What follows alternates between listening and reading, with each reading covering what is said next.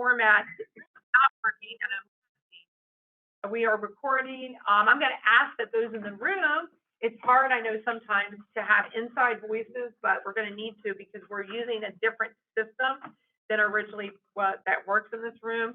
Online persons, we are not purposely keeping you from seeing our funny, smiling faces this morning, but we are having technology issues. Can anyone who's there, Senator Pettyjohn or Rick Geisenberger, Secretary, I see you.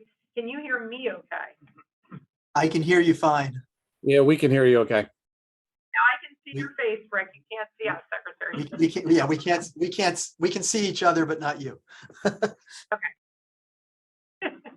All right, that's good. That is very good to know. So with that, we're going to have Carol. What is it? Oh, there you are. Over there. This new setup. Thank you first and foremost to the Department of Insurance for hosting us. I know our insurance commissioner has an excuse taking his family to college, so we are welcoming his team and thanking them for having us and hosting us. And Carol, if you want to start with the roll call, that way we'll know who's exactly here. I know we have a quorum. Yes, we definitely have a quorum, and I also want to let everyone know that here in the room, Senator Tom Penn, Lieutenant Governor Paul Long, Representative Compact, Mr. Wayne Dono, Mr. David State, Michael Ramon, Jeff Kashner, Mr. Overly, and logging in virtually, I do Agnes, tomorrow, Secretary Geisenberger. All right, with a quorum being present, we're going to go to our agenda, which is item number 2, approval of our August 10th meeting minutes. If I could have a motion and a second, please. I move to adopt the minutes as presented. Thank you, Jeffrey. And anyone second? Second, Representative Oakley. And discussion. A couple hands are up. Representative Baumbach, followed by Wayne Inslee. Thank you, Madam Chair. On page 3, under recommendation, there's 3 subcommittee members who went not voting or listed specifically. Can we please list the 11 subcommittee members who voted yes for that motion in the minutes?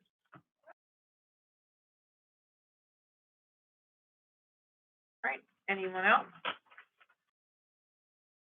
Yes, please do that. And interestingly enough, that was what I was going to raise as well. No, I'm glad you did. Could we do the same thing for the motion that was tabled? Could we have the roll call vote on the table motion as well? Lieutenant Governor, can I ask there are some people we can hear really well, particularly you. You must be near the speaker, but we need everybody. We're going to need everybody to speak very loudly and project because I'm having trouble hearing some of the people. The 2 commentary are the roll calls that occurred during the last meeting. They just want a descriptor of yay and nay, or the not voting and yeses. They want a full roll call listed. Okay, reflected in the minutes. Can you hear that? Yes. Thank you. Yes. I don't recall there's a roll call on that. There was, but then I think that's appropriate. I just thought it was more like a voice vote or something. But if I'm wrong, then yeah. And because after. I believe you're right. What? Correct. I believe It was a voice vote, and then some people at the end just kind of chimed in. There was not. If we go back to the minutes, it was a voice vote on the one for the tabling. And but it was noted members who went not voting and abstaining, which sort of implies there was a bit of a roll call going on. But there, as far as identification of there was, how people it voted. was a voice vote, but people kind of just chimed in. We can go back and play that section. Why don't we have the staff go back and play that, and we'll get clarity. That would be great. All right. Okay. We will go ahead. To accept the minutes as amended. Okay. All in favor, signify by saying aye. Aye. Aye. Any noes? So our voting members online and in present have accepted the minutes. And before we turn to the agenda, I always turn to my co-chairs to see if they have anything they would like to add or say this morning. I'm looking forward to a meeting filled with great discussions and hopefully some motions to move us forward. Thank you. Okay. All right, so we're gonna jump right into discussion and recommendations on the, Medicare request for proposal. I have three, right? Go ahead. I would like to introduce my, motion listed number 1, Okay. in one of the handouts. Let's make sure everybody knows what that is. Got lots of notes here. Is that back in the tape? Where did we put it? It's on there. I have my own somewhere. Where did I put it? Oh, here they are. Found it. Okay. File. Too And- many pieces. All right, so Yep. these, for the folks online, we are looking at motions submitted by our vice chair. It is a one-pager, front and back, and for those here around the table, so that you know which we're looking at. Okay, And- Representative, So, Madam Chair, would you prefer that I, read it from top to bottom, or given it in the Number- pre-selected information? I would say if you wanna just, if you're gonna make a motion, make a motion. I mean, Okay. motion number one, just Okay, go right. and I'm going to let the And discussion will happen. I understand this. And I do have 3 words to add between, on the last line between eligible and retirees, make it eligible current and future retirees. So with your guidance, I will now read. I move that whereas during a process that has included over a dozen public meetings with active participation and a large number of state employees and retirees, this subcommittee has considered the previously proposed Medicare Advantage plan for Delaware state retirees and how other states offer retiree health care benefits both with and without MA options. Whereas the subcommittee has received innumerable and well-reasoned public comments unanimously opposed to Medicare Advantage. Whereas the subcommittee has considered at great length over many meetings whether the state should offer an MA plan as a retirement benefit for current and/or future state retirees. Therefore, we recommend that Delaware neither request nor consider a Medicare Advantage plan in its request for proposal for medical third-party administrator services and/or a carrier for providing health care to its eligible current and future retirees in the upcoming cycle. Second. Been second appropriately. So now let's have some discussion. All right. I mean, start? You can, and then Dave cracked his hand and going up. Great. Yeah. I think the cause for it is pretty clear for those of us who have been in 30 hours worth of meetings. I do want to point out some concerns that have been raised and to point out why I feel this motion is quite worthy as written. One of the issues that's been raised is choice is good. And to that, as I've said in past meetings, choice is good when the choices are good. I do not feel that today's version of Medicare Advantage is a good choice. Furthermore, Medicare Advantage is not the only choice. I have included some spreadsheets, and they do not speak for themselves unless you're a real numbers nerd. But there is a very straightforward way for us to, for instance, provide Medigap L, which is a much less expensive version of Medigap, to the retirees who have to pay more than 5% of the premiums. So if they're paying 50% or 75%, but actually they could pay even less than that because the premium is less, so the state doesn't need to be paying the difference in there. There's a way to do that so it is affordable to the tune of about $750 a year less for the retirees who have too few years of service to be paying only 5% of the premium. So for this population, and let's keep in mind, we've heard it's 600 people, that's 2% of the retirees that we are serving here. For 2%, we have available more affordable options without going to Medicare Advantage, which has notable disadvantages, both pre-authorization and limited network. With that, I yield. Okay, Dave, correct, please. So just 2 comments. In general, though, the RFP process is for us or the state to gather information from the market and then make decisions. So I don't think we should limit how we gather information. Options. In particular, the wording, Paul, on the last line when you have and or a carrier, I kind of read that saying we will not accept any bids for any carrier from any carrier that's going to provide health insurance to the retirees. not just anything. I don't think that's your intent, but.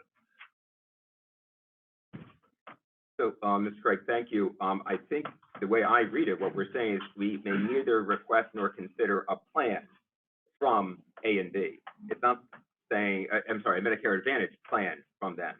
It is completely silent on will we request and consider a Medigap, a Medicare supplement plan from those entities. So to me, the wording is pretty clear. Okay. If there's clarification language that you could suggest, I'd be very open to I that. just want to make sure we're clear. Yep. Very good point. Thank you. And we're starting here in the room, and other members online will turn to you next. Raise your hand so Carol can see your hand if you're wanting to speak. Representative Oberle? Yeah, I'm certainly supportive of the motion that I do not believe Medicare Advantage ought to be part of the RFP You need to process. speak up because they can't hear you. But I would add that Medicare Advantage, regardless, remains an option. It always has been an option for state. You know, and I stated that at a previous meeting. So when we talk about choice, the choice is still there if that's what a state employee wants to opt into. Thank you. Okay, anybody online, Carol? Well, my question, Oh, I'm my sorry. question would be then if there's an option, and this doesn't allow that option. Correct? So this is for the RFP request only. Individuals now can go and buy, Okay. you know, All right, Medicaid now I Advantage on the okay. market. is Thank what you he's for that saying. clarification. Yeah. Thank you. Okay, anybody online? Hello? Senator. Here's Senator. I think somebody. Oh, Secretary Geisenberger? If you've covered folks in the room, I'll make my statement. Yes, we'll defer to you. Thanks. So Senate Bill 29 charged this subcommittee with the important task of evaluating options for continuing to provide strong state retiree healthcare benefits in a fiscally sustainable way. As I have stated in prior meetings, there's little value in eliminating options without actually endorsing options that actually address the challenge that we face. This subcommittee has not taken a single vote to date in support of any changes to the design or eligibility of current or future retiree healthcare. We've not taken a single vote to address the state's ever-increasing liability for post-retirement healthcare costs, a liability that, if unaddressed, will consume an ever-rising portion of the budget, squeeze out other spending priorities, and threaten the state's long-term fiscal health. Instead, today, we're faced with what is on the screen, a series of motions that seek to further constrain the state's options. The constraints imposed by today's motions, when combined, will severely limit this subcommittee's options going forward, with pretty much all of the burden of any solution being left for future employees and our children and grandchildren. The series of motions that have been submitted by the vice chair for today should fail, in my view, on 3 counts. They do not provide an evaluation of the options. They do not advance fiscal sustainability, and save perhaps for one, they don't specifically appear to make recommendations to the governor and General Assembly. Instead, many of these motions seek to usurp and micromanage the statutory responsibility of the Secretary of Human Resources under Title 29, Section 9603, to establish and operate an open bid procedure. These motions direct the SEBC on how to structure, review, select, and approve a bid. I do not see anything in Senate Bill 29, the authorizing legislation that created this subcommittee, that asks or even suggests that this committee should be making those sorts of process recommendations. I certainly do not see how these motions constitute the evaluation of options that Senate Bill 29 expressly does require. I am not the Secretary of DHR. I do not serve on the SEBC, but I believe these motions fundamentally undermine the powers of the Secretary and the SEBC to the point of raising serious questions about whether these parties would be able to freely exercise their own judgment and decision-making authority that they have been granted under current state law. And for all of those reasons, I will not be voting in favor of any of the motions that have been listed before you. Thank you, Mr. Secretary. I kind of let you go broader than the motion in front of us, because I'm not sitting in the Senate with my leader here, because we really just have the one motion in front of us. And I did capture your thoughts on that motion, but it was probably just easier for you to get it all out on the table anyway. So thank you for that.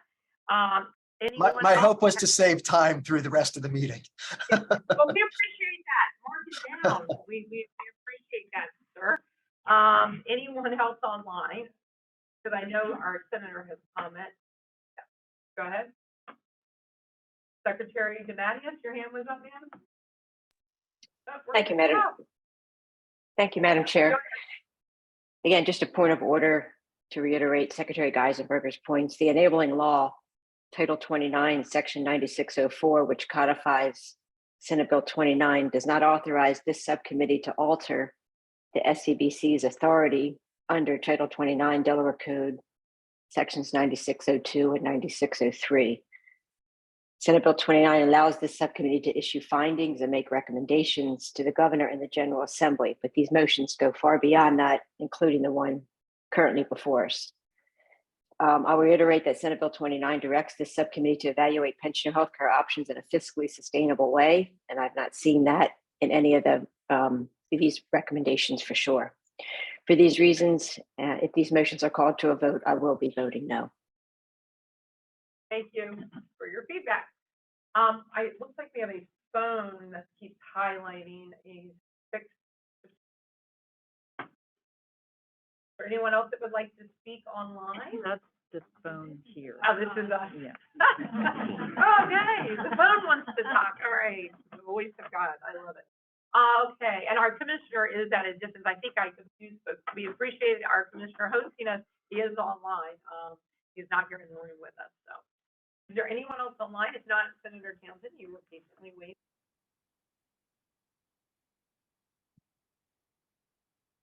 Yeah, I have just a couple clarifying points maybe. This issue of choice or no choice, I tend to support this motion. For a reason, maybe it's like a third reason compared to where I think this is kind of the battle lines are falling here. To me, as I understand it right now, it's not like we're even teed up for the possibility of a Medicare Part C plan that I would think we should evaluate. And what I mean by that is I fully agree with the idea that, or not the idea, just the data that's out there about how some individuals have utilized Part C, not to the benefit of retirees. I'm talking nationwide. There were, the analyses or the audits or things that have come out that really draw into question how Medicare Part C has been used. That's very troubling. So we should not do anything that furthers that. Where I think, and I think Representative Overly and Jeff, I mentioned a little while ago, and I think Mike, I talked about choice and the choices out there. As I understand the issue, going on the open marketplace is going on the open marketplace. And there's a possibility the state of Delaware can do better than that for its retirees, even through a Medicare Part C. And we could discuss and debate whether that was ever teed up to be the case or how to get to that world. But as I understand it, we're not right now positioned to do what I believe would be try to do better for our retirees utilizing Medicare Part C. Now, hopefully briefly, get in a little more detail in just a second about that. But I want to be very clear. I think that possibility of the state using its leverage is not the same thing as saying to retirees, oh, well, you can do that same thing by going on the open market. Those are two very different things. The open market's got its choices, and the state of Delaware maybe could utilize its leverage to create a really good Medicare Part C program. But as I understand it right now, we are not anywhere prepared to do that. And if we were, please someone correct me, and if we could be in the next few weeks through an RFP, someone please make that argument. And as you do make that argument, if you do make that argument, please explain why no one has made that argument yet through right now. It just seems like we're not ready for it. And clearly the focus and the thrust of all of this has been the very important frustrations and valid frustrations that people felt over the past 18 months or even longer. But what my concern about the sort of, no pun intended, the choices we're being presented with here is I want to make it very clear to myself, in case I'm misunderstanding something, And to anyone else out there who has an open mind and who's asking all of us around this table to have an open mind, that if we're sitting here saying, I love Medicare Advantage or I hate Medicare Advantage, I think we're buying into a world in which Medicare Advantage has to mean one certain thing. And what this group has not done yet, and it's okay, I think, overall, is figure out whether or not Medicare Advantage, which is a horrible term for many people, or Medicare Part C, which maybe is not as horrible sounding a term, could be used in a way that effectuates the values I would hope we all agree on, which is, number one, even more so than state retirees, we should all do as good a job as we all can do about caring for older members of our community. And then specific to state retirees, we should all fulfill the promises that were made with regard to benefits versus salaries and wages. And so as I understand it right now, we don't have a Medicare Part C option that I would feel comfortable saying, yes, that's likely to do that. Doesn't mean it couldn't happen, but right now it hasn't happened. And that itself is a bit of a problem, I think. To the extent the SEBC met yesterday, maybe we'll get into this over the course of this meeting. To the extent the SEBC met yesterday and has made proposals to, consider an RFP or other things, I just wish that we were, as a group, and the SEBC and anyone else who purports to care about Delaware retirees, we're further along in figuring out how we could use Medicare Part C to do a better job for retirees. Because I think the amount of money spent on the Medigap and many of the health results that we have to show for it, frankly, don't have to show for it, suggest that we could do a whole lot better job. And I'm not sure if Mary Graham is here in the room. I don't know if Mary, I don't know if you were met in person. I don't recall. I didn't recognize you. That's okay. I don't even recognize me anymore. So, I took you seriously when you said go buy Elderhood and read it. So I did. I'm not sure if anyone else did, but I did. And it's not that this is the Bible per se, but so much of what is talked about here and the way we should be orienting our retiree health care has almost nothing to do with whether or not we go with Medicare AB or Medicare C. It has almost nothing to do with it. But the problem is that Medicare C, we've seen plenty of examples across the country of how that is not seemingly serving our seniors well. And all it has done is put on hyperdrive a healthcare industry that is way too profit focused and way too little patient focused. So I'm just not a big fan of some of the choices, not this motion necessarily, because in particular, I don't think we're ready for an RFP that involves a bold, transformative, laudable, pro-retiree Medicare Part C proposal. It doesn't seem we're ready for that. If someone could draft that in a few weeks, I think we'd be in a different situation. I did some very limited research online. I know that there are Medicare Part C programs around the country, Buffalo in particular, that market it in the way that I would like us to be talking about it. Now, whether or not an audit would reveal all kinds of problems with that program, I have no idea. It easily could, right? Marketing could be great, results could be horrible. I don't know, but I don't think we've done much to talk about that. And part of that is to say that, as Dr. Aronson in this book talks about, there's a big difference between the younger old and the older old. And I'm not here to say that retirees across the wide span of ages are all in any way, shape, or form monolithic or similar in all their various health needs or hopes. But it's very clear from her book and very clear from a whole lot of other sources that whether we vote for a Medicare Part C or vote to continue Medicare A and B, we are still missing out on the reality that our healthcare system is not designed and on its own is not going to move in the direction of doing a much better job of serving the older members of our community. And I would love it if we as a group could more quickly get to that. Because until we do, we are going to be leaving a whole lot of dignity and support on the table for the people that we want to talk about, caring about, and supporting. So that's not meant to be preachy at all. It's literally tied to the fact that we're somewhat false choices here to some extent, but that's sometimes the nature of trying to get down to an option or a choice or move forward. And I think that in the immediate moment, as I understand it, there's not an RFP that's drafted or been talked about that would say, you know what, maybe we could make use of Medicare Part C and have really good reason as a community to believe that we've done it in a way that will be pro-patient. So we've got to figure that out. We have to figure that out because I'm not dismissing Secretary Geisenberger or others' concerns with regard to some of the fiscal realities in coming years. I don't happen to think that recommendations from this group are such an affront to the SEBC process. These are recommendations only. We can't change the statute. We're not somehow exceeding our authority inherently by making recommendations. But I do understand why members of the SEBC who are differently positioned than this group overall to actually make certain decisions, put out RFPs. I understand the tension. I respect it. I don't agree. I just think we should really take a deep breath as we move past today and whenever we move on to the next phases and figure out how we could do a better job than Medicare A and B without falling into the traps that we've seen too much around the country of what Medicare C can become. That's where I wish we were. It's not where we're going to be with some of this language. That's where I wish we were very much as a group. As a pastor's daughter, I thought you're holding up the Bible for a second. Well, in some ways it is. For those, I echo Mary Grant. For those who want to get into this issue, please read this book. There's other stuff to read too, but please read this book. No, I appreciate it. We'll go. We have several comments. Hands are raised. Wayne, and then we don't have Representative Ramon. Thank you, Madam Chair. Everything the Senator just said is actually very true, very deep into the weeds. But where you ended is where I really want to start. What are we here to do or not do? And I guess I take a little bit of offense being told what we're allowed to do and what we're not allowed to do. The reality is we're here because of what? Spring of 22, CERB got together, and everything you just said was what I perceived they were doing or trying to do, to find the best way to set up an environment for our seniors. And then it was dropped somewhere in the spring. Suddenly we come out, we're walking into elections in the fall, and this comes out, and thank God a certain group of people that very much care did a lot of due diligence and brought up concern. After that concern, some of us felt the need to enable them to speak and had a town hall going into an election time. Suddenly at the town hall, we got an education.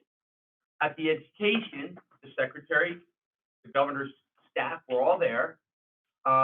We let people talk, and afterwards, it made a lot of sense. And our job as representatives and senators is listen to those people that make sense. From that point on, the issue we've been addressing has been very simple. It's trust. Our administration, our CERB, came up with something that then was digested and implemented in a way that wasn't, in my opinion, well informed and well delivered in a nice long time for input and whatever. It was kind of looked like it was getting snuck in. I mean, that's why we're here. Everybody in this room knows that. So we lost trust. I walked into these meetings thinking choice, choice, choice. And I truly believe Medicare Advantage should be a choice. If you want it, you take it. I was told by the administration, it doesn't work. We have to have everybody because the way the math works, we need everybody to whatever. Well, as we explored everybody here for the last 30-something hours, what we learned is because we need to take these people's money to offset those people's money. And I think that hurt certain people incredibly in an unfair way.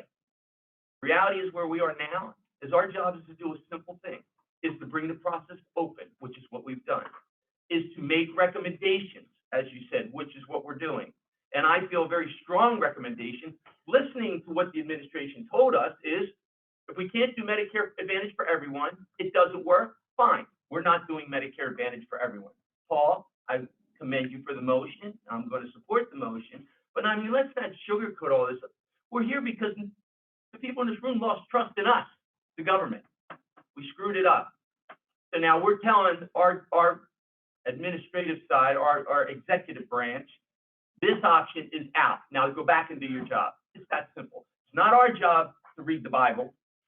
Just kidding. It is our job to read the Bible. But not that we shouldn't read it. I'm not saying that, but I'm saying maybe people in the committee that's making the recommendations should be using all of that. So from that standpoint, you know, I don't like people telling us what we're allowed to do, what we're not allowed to. I read what we passed. I know what we're supposed to do, and I truly believe this falls within those parameters. So thank you for bringing this. Hands that are up.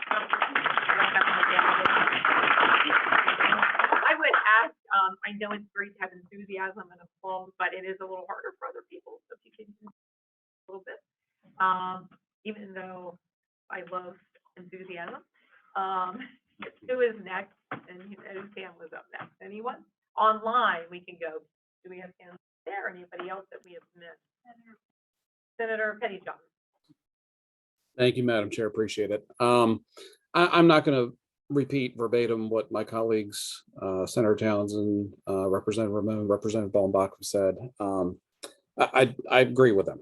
We were put in this position. This was created. This subcommittee was created because, we heard from our constituents.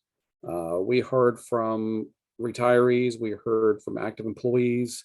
We heard from groups that represent them.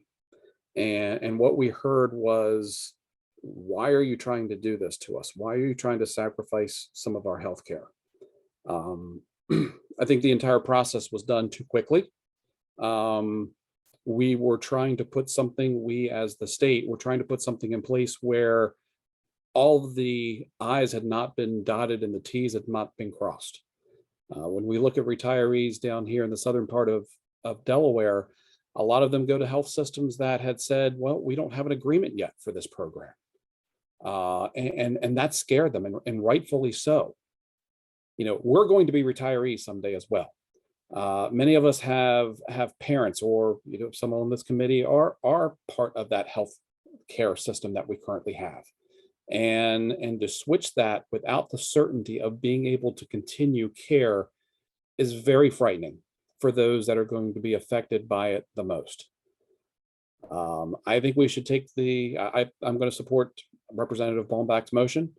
I think that it's the right thing to do at this point in time, but long term, we do have to look at our costs. We do have to find a solution, but we also need to make sure that our retirees have the certainty that they deserve, that they have earned through their years of service with the state of Delaware.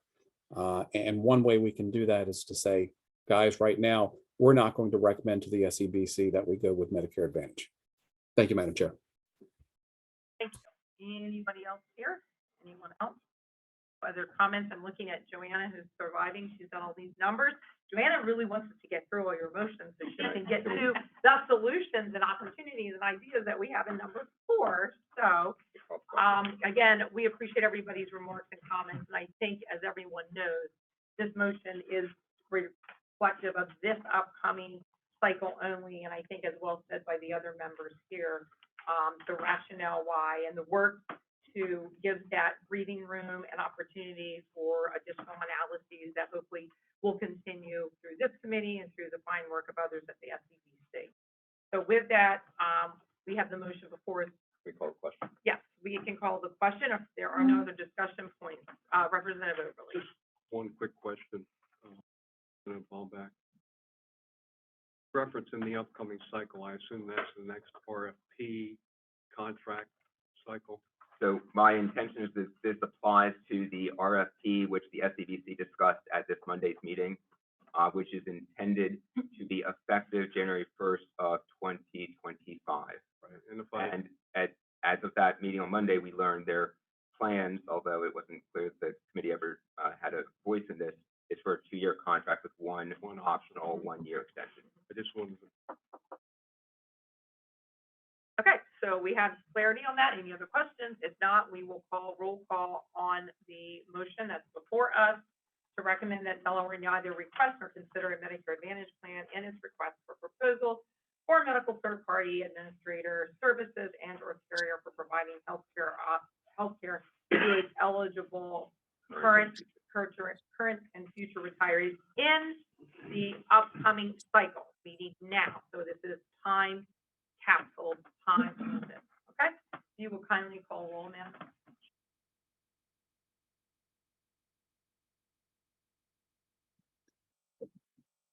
All right, so I have Director Kate, No. Secretary DeMatteis, No. Commissioner Navarro, Yes. Secretary Geisenberger, No. Representative Ramon, Yes. Senator Pettyjohn, Yes. Wayne Emsley, Yes. David Crate, No. Jeff Kashner, Yes. Michael Bagato, Yes. Oberly, Yes. Representative Are you Bomback. getting to Denise Allen? Oh, For proxy. I apologize Yes, for she's that. here. I did. She made it. Denise Allen, I missed her right at the bottom. Yes. Representative Bomback. Yes. Senator Townsend. Yes. And Lieutenant Governor Paul Long.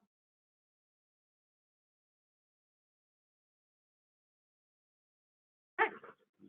Having received the required and sufficient number of votes, the committee hereby affirms the motion that the recommendation proceeds to for consideration that neither a Medicare Advantage plan or RFP, the third-party services providing eligibility for current and past retirees in this upcoming cycle pass the committee.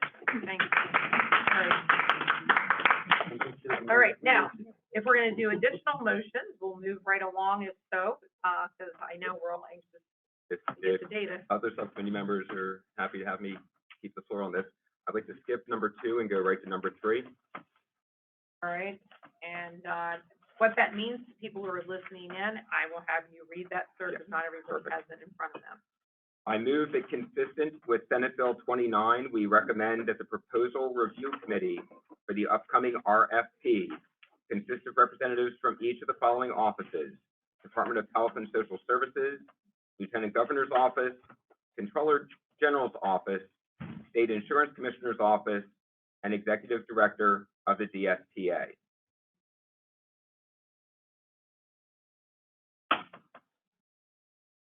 Second, okay, we can have a discussion, please. So if I may, just begin.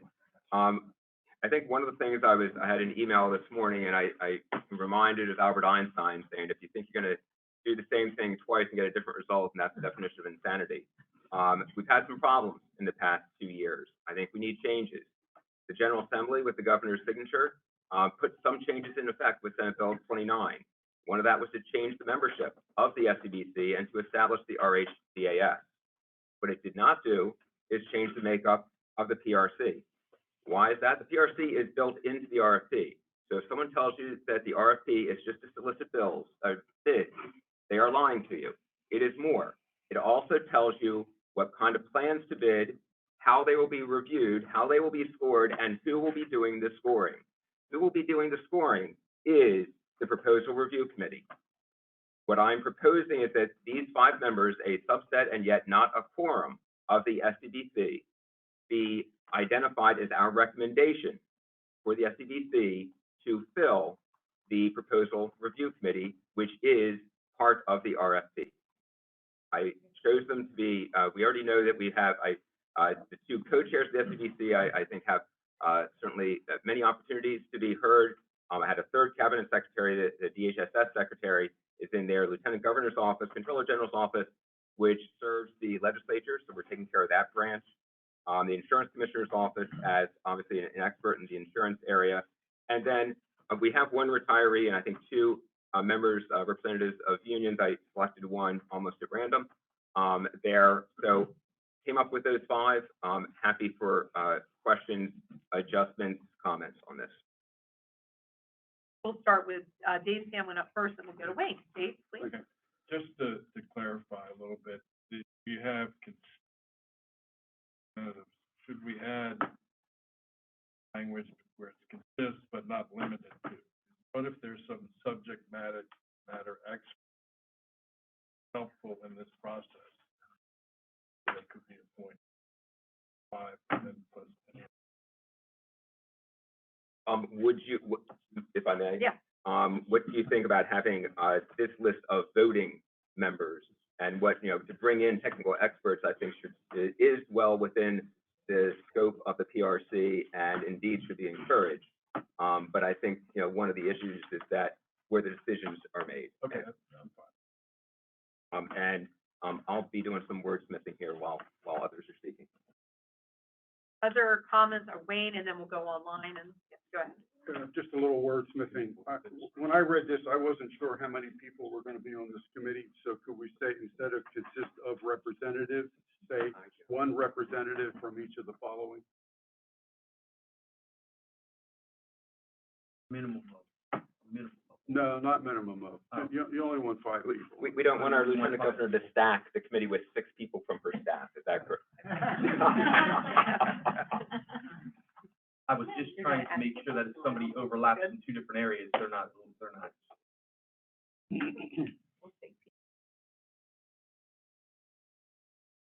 And then if we want to hear from folks online, and I don't know if the DAG is here too. Sometimes they like to weigh on these matters. I was informed where it's affecting the title. So I don't know, if we have anyone online or if our DAG. There's no hands up. Hi, DAG is here. This is, Oh, okay, go ahead. this is Adria. I will just, to the extent there was concern, because I know there was mention of, this is not a full quorum or concerned about a quorum of the committee. I just wanted to note that it's still a public body in terms of FOIA. It doesn't matter, any subcommittee, it's still subject to FOIA. So to the extent that was the concern, there would be other bases to hold these discussions in executive session, but the quorum issue is sort of not so relevant to the conversation.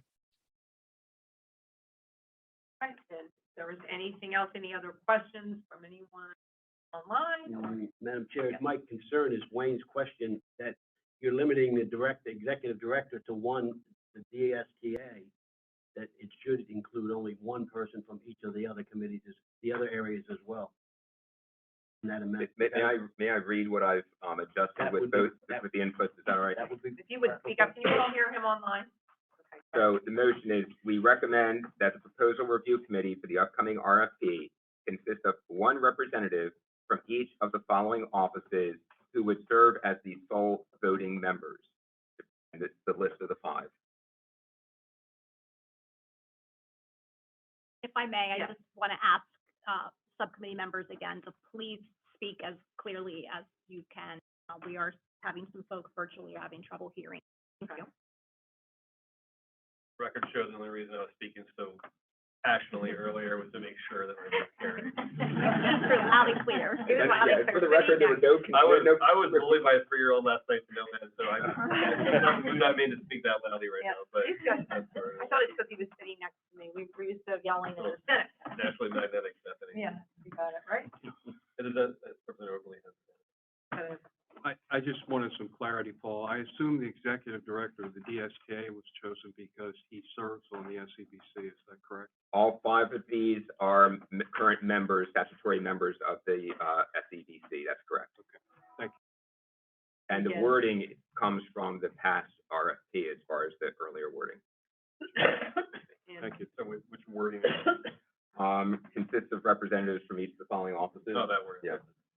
Is there any feedback or comments from anyone who's been involved with or leading the RFP process previously? I'm not quite sure what this does to the process. I'm not the biggest fan of Representative Bombach using the word line. That I tried. I mean, I understand why he did, but I don't want to assume someone was lying to say that it's just listening bids. I think we could maybe avoid some incendiary language if possible, given the inevitability disagreements we're all going to face on some of these things moving forward for the coming months and years, I'm sure. But I'm curious, not having been involved in the RFP process at all, what this is like a wholesale sweeping change of it? Is this like a slightly modification of it? Are there any downsides to doing this? Like, I am not at all aware of how that works out. If I may, there is a public document of the last RFP from April 26th of 2021. In its table of contents, it includes a section on the evaluation and on the makeup of the evaluation process defined. The proposal review committee. It is a whole bunch of pages in it. I'm sorry, my screen doesn't show me how many pages it is. This is one piece of what it does, but the committee is charged with reviewing them, rating them according to metrics in there. Interestingly, I think there's one category that had 15 points, and it gave 15 points for a Medicare supplement plan and 20 points out of 15 for a Medicare Advantage plan. So that's contained within the RFP. So I understand, nice to speak in unrelated things there, Paul. What I'm referring to is, if you have, who already is on a, who's been on the committee before, how flexible has that been? Is it standard? Is, there's certain, It's statutory in here in the RFP, the makeup. My memory was that there's 15 members and there's either 11 or 13 members in the last RFP who are appointed to that. Right, that's statute. It's stated in the RFP, which is adopted, of who the members are. Okay, and how has that been chosen previously? It's statutory, and I think rightfully wants to get to not the Brian Paul show, but I'll say now, I've got questions based on what you just said, Paul, but others might be able to answer them. But we have a couple of hands here, and a couple of folks who can, I think, help answer that. Actually, 3 people as I look across the room and on the screen. Jeff Kastner's gone through the process. We're also Faith can talk. We have our DAG here who can talk. Go ahead. The 6 years that I sat on the SEBC, anytime there was a proposal review committee, I had the option of serving myself on that or designating someone to serve. And oftentimes I had somebody from DSCA do that. Now, the one question I would have for you, Paul, is you listed here to just DSTA, and historically, we've been allowed to pick from the 4 unions that are within the statute. So for instance, when I was on the SEBC, I appointed Bill to the policy and healthcare. So he's not DSEA, he's DSTA, but he was one of the 4 unions. Tom Bracken is currently there. He has our COO on the finance committee.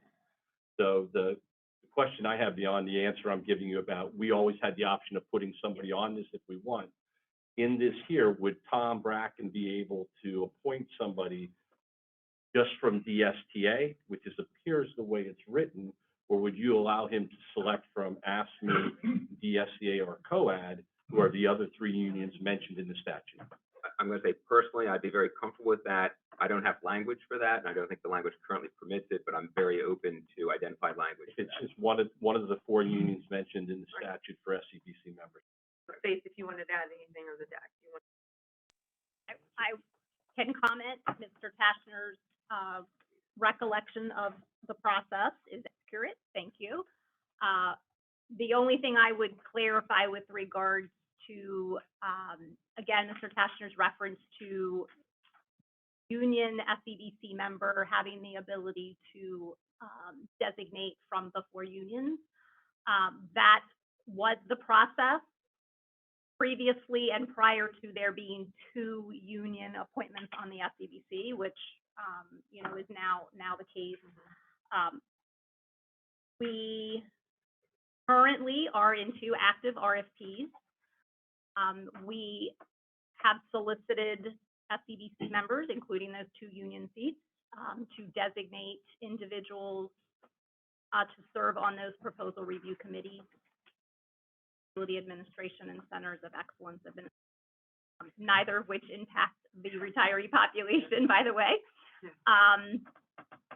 And I honestly would have to look, and I'm looking across to our Deputy Director, Leanne, to help me with determining designees from the 2 union seats serving on those review committees. I believe they are designees from their union seats, correct? Not from another union, not serving currently on the SEBC. That is accurate. That's accurate. I know you're on one. I was an appointee of Tom Bracken. This was on the SCBC, and I believe Mike appointed Matt Sean. Clark. Oh, maybe Sean and Matt was another. Yeah, but that was an AFSCME appointment for that AFSCME seat, yes. Okay. And is Laura serving on one or is she? All right, so for those online, Secretary Cade, your hand is up, sir. Yeah, I just want some clarity, and this may be a silly question. Is this stipulating that these are individuals who will be added to the PERC, or will these 5 individuals replace the existing PERC? If I may? Yeah. Secretary Cade, the way it is worded, it says that the committee shall consist of these representatives. So it is the intention and the intention of the wording that is these 5 who are the voting members of the upcoming PRC. These 5 will be the only sole voting members for the PERC? Yes. So I think the issue that I have is that, you know, for something that has such a cost impact, there's no representation from the Office of Management and Budget on here, the budget office at all. You know, it would seem that something that has such a cost impact to the state, to remove the Office of Management and Budget from that is a little off-putting. If I may, Secretary Kate, I absolutely understand that point. My thoughts are, number one, as has been previously pointed out, these meetings are public meetings. And furthermore, the Secretary of OMB serves as the co-chair of the SEBC, to which the TRC reports. So I would think the communication would be quite fluid from the Director of OMB to these voting members of the TRC. Well, there's one thing of communication between the chair, but even representation on the committee who would be there to provide insight as to the state's capacity to afford any of the decisions that this group would be making is a little bit more, you know, probably a little bit more responsible than just expecting the chair who's not in those meetings to pass messages back and forth between the groups. But maybe like an applied example of what I was asking about, and I maybe ask Paul, who's reading off a document there, to be a little more clear in his reading, like who currently is on these things? How many are currently on there? Is it an intentional or unintentional slight to OMB not to have them on there? Representative Bombat, did you ask the Controller General's office before listing them here? Have they been on perks before? Or, which I just learned that term, perk, I guess, is the PRC. Is this new to them? Is this not new to them? Did you ask them that? I love to ask our Controller General's office before I hoist them onto things. Given that I hoist them onto things many times each day, whether they are or not available to do that. So I'm like, looking at this list, I don't have a whole lot of background as to how this jives with previous practice, ongoing practice. What I'm fine with are changes to try to do a better job of effectuating all the values we're all talking about here, that we're all talking about, whether everyone agrees with them or not, is a separate question. I'm fine to try to help effectuate those things. I just have no background as to how this does or doesn't do that. I have it right in front of me here.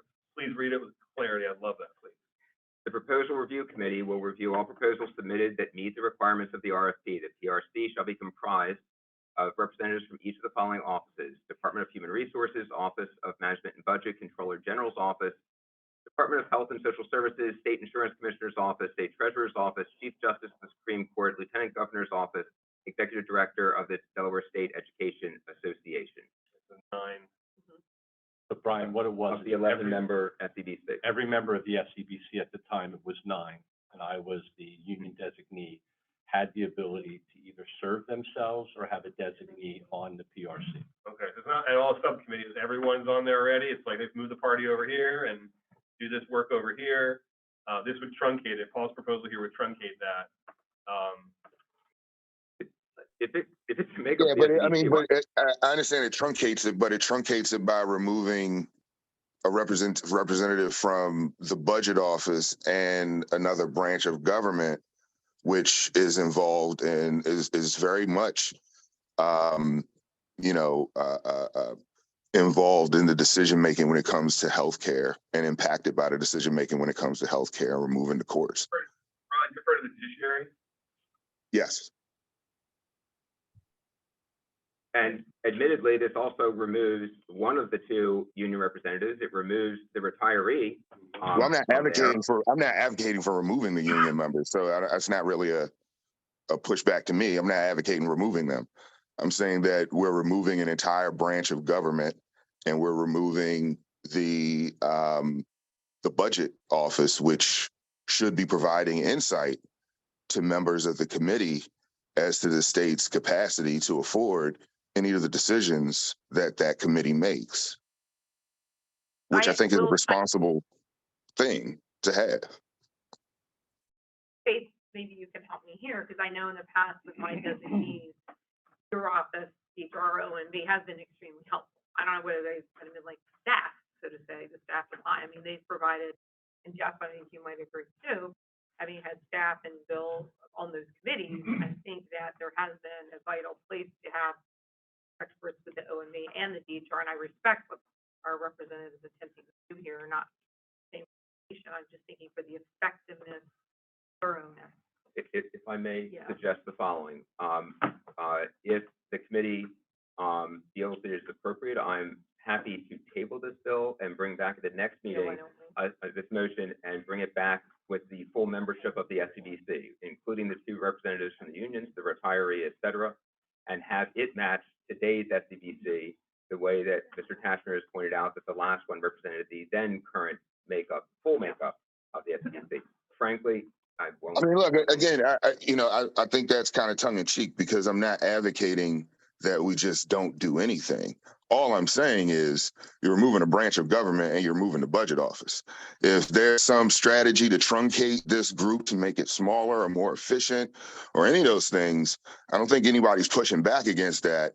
But this is a very large RFP. This is a very large RFP that has a very significant cost impact to the state and has a significant impact on all branches of government. We have the legislature included in here. We have the executive branch included in here. We don't have the judiciary and we don't have the budget office. So I don't want that to read as though I'm saying just throw it out and bring back put the old band back together. But I do think that those are 2 things that are incredibly important. Representative, Senator Townsend, then we'll go to Representative Obama. I know that Wayne and Mike have their hands. As part of what I'm saying, I would just like a little more clarity as to what problem this is trying to solve. I don't have an understanding of that. So if we can get that, I'd be able to better understand. If I can respond directly to that, SB 29 changed the makeup of the SEBC. It changed it created our HCAS with I believe, an intention to provide better balance and a broader set of stakeholders who actually had skin in the game. And when I looked at the last PRC makeup, I was concerned that that our efforts in SB 29 were silent on this issue, and that alarmed me. I felt that this is a sign of an incomplete implementation. That's where I looked at it. I was concerned that in way smaller organizations, when you've got a review committee, it's not every member of the overall committee. This is an interesting configuration I found, but that's based on my limited experience. I am quite comfortable if the motion is changed to reflect the full current and legislature and governor approved makeup of the current SEBC, if that's the pleasure of the subcommittee. Earlier today, somebody said that to do the same thing over again and expect a different result is the definition of insanity. I would like to see this motion be voted upon the way it stands. Something happened terrible a number of months ago with the Medicare Advantage, and I think this change in the structure of the PRC is an attempt to rectify that error that occurred, and what I consider to be an error that occurred in the past, and I support this motion as it stands. Okay. Secretary Geisenberger's had his hand up for a while. Mr. Secretary, then we'll go to Mr. Tashner. So, like Secretary Cade and perhaps some others in the room, I've been involved in literally dozens of RFP evaluation committees in my time in state government. As a general principle, I'm pretty certain I can say with authority that every single one of those committees had the people who will be implementing the underlying RFP as members of the evaluation committee. Not having human resources or OMB on a committee like this, to me, is insanity. I think it will be, frankly, I think it presents a tremendous advantage to those bidders who can say, well, good, we'll just snooker these other folks who don't know the details. I just can't imagine we would want as a state government to have an evaluation committee that doesn't include the people who will actually implement, to make sure they're asking the right questions and scoring appropriately. So as far as adding other members or others, if the co-chairs of the SEBC are fine, it's fine by me, but removing those 2 key agencies to me is a big mistake. So. Okay. We'll go to Justin and Representative Remote. I actually have a motion to amend by adding the Office of Management and Budget and the retiree representative, so increasing it from the 5 to 7. So I move to Second amend that. the Office of Management and Budget and the retiree representative on the SEBC. And is that, Sec- Secretary Geisberger?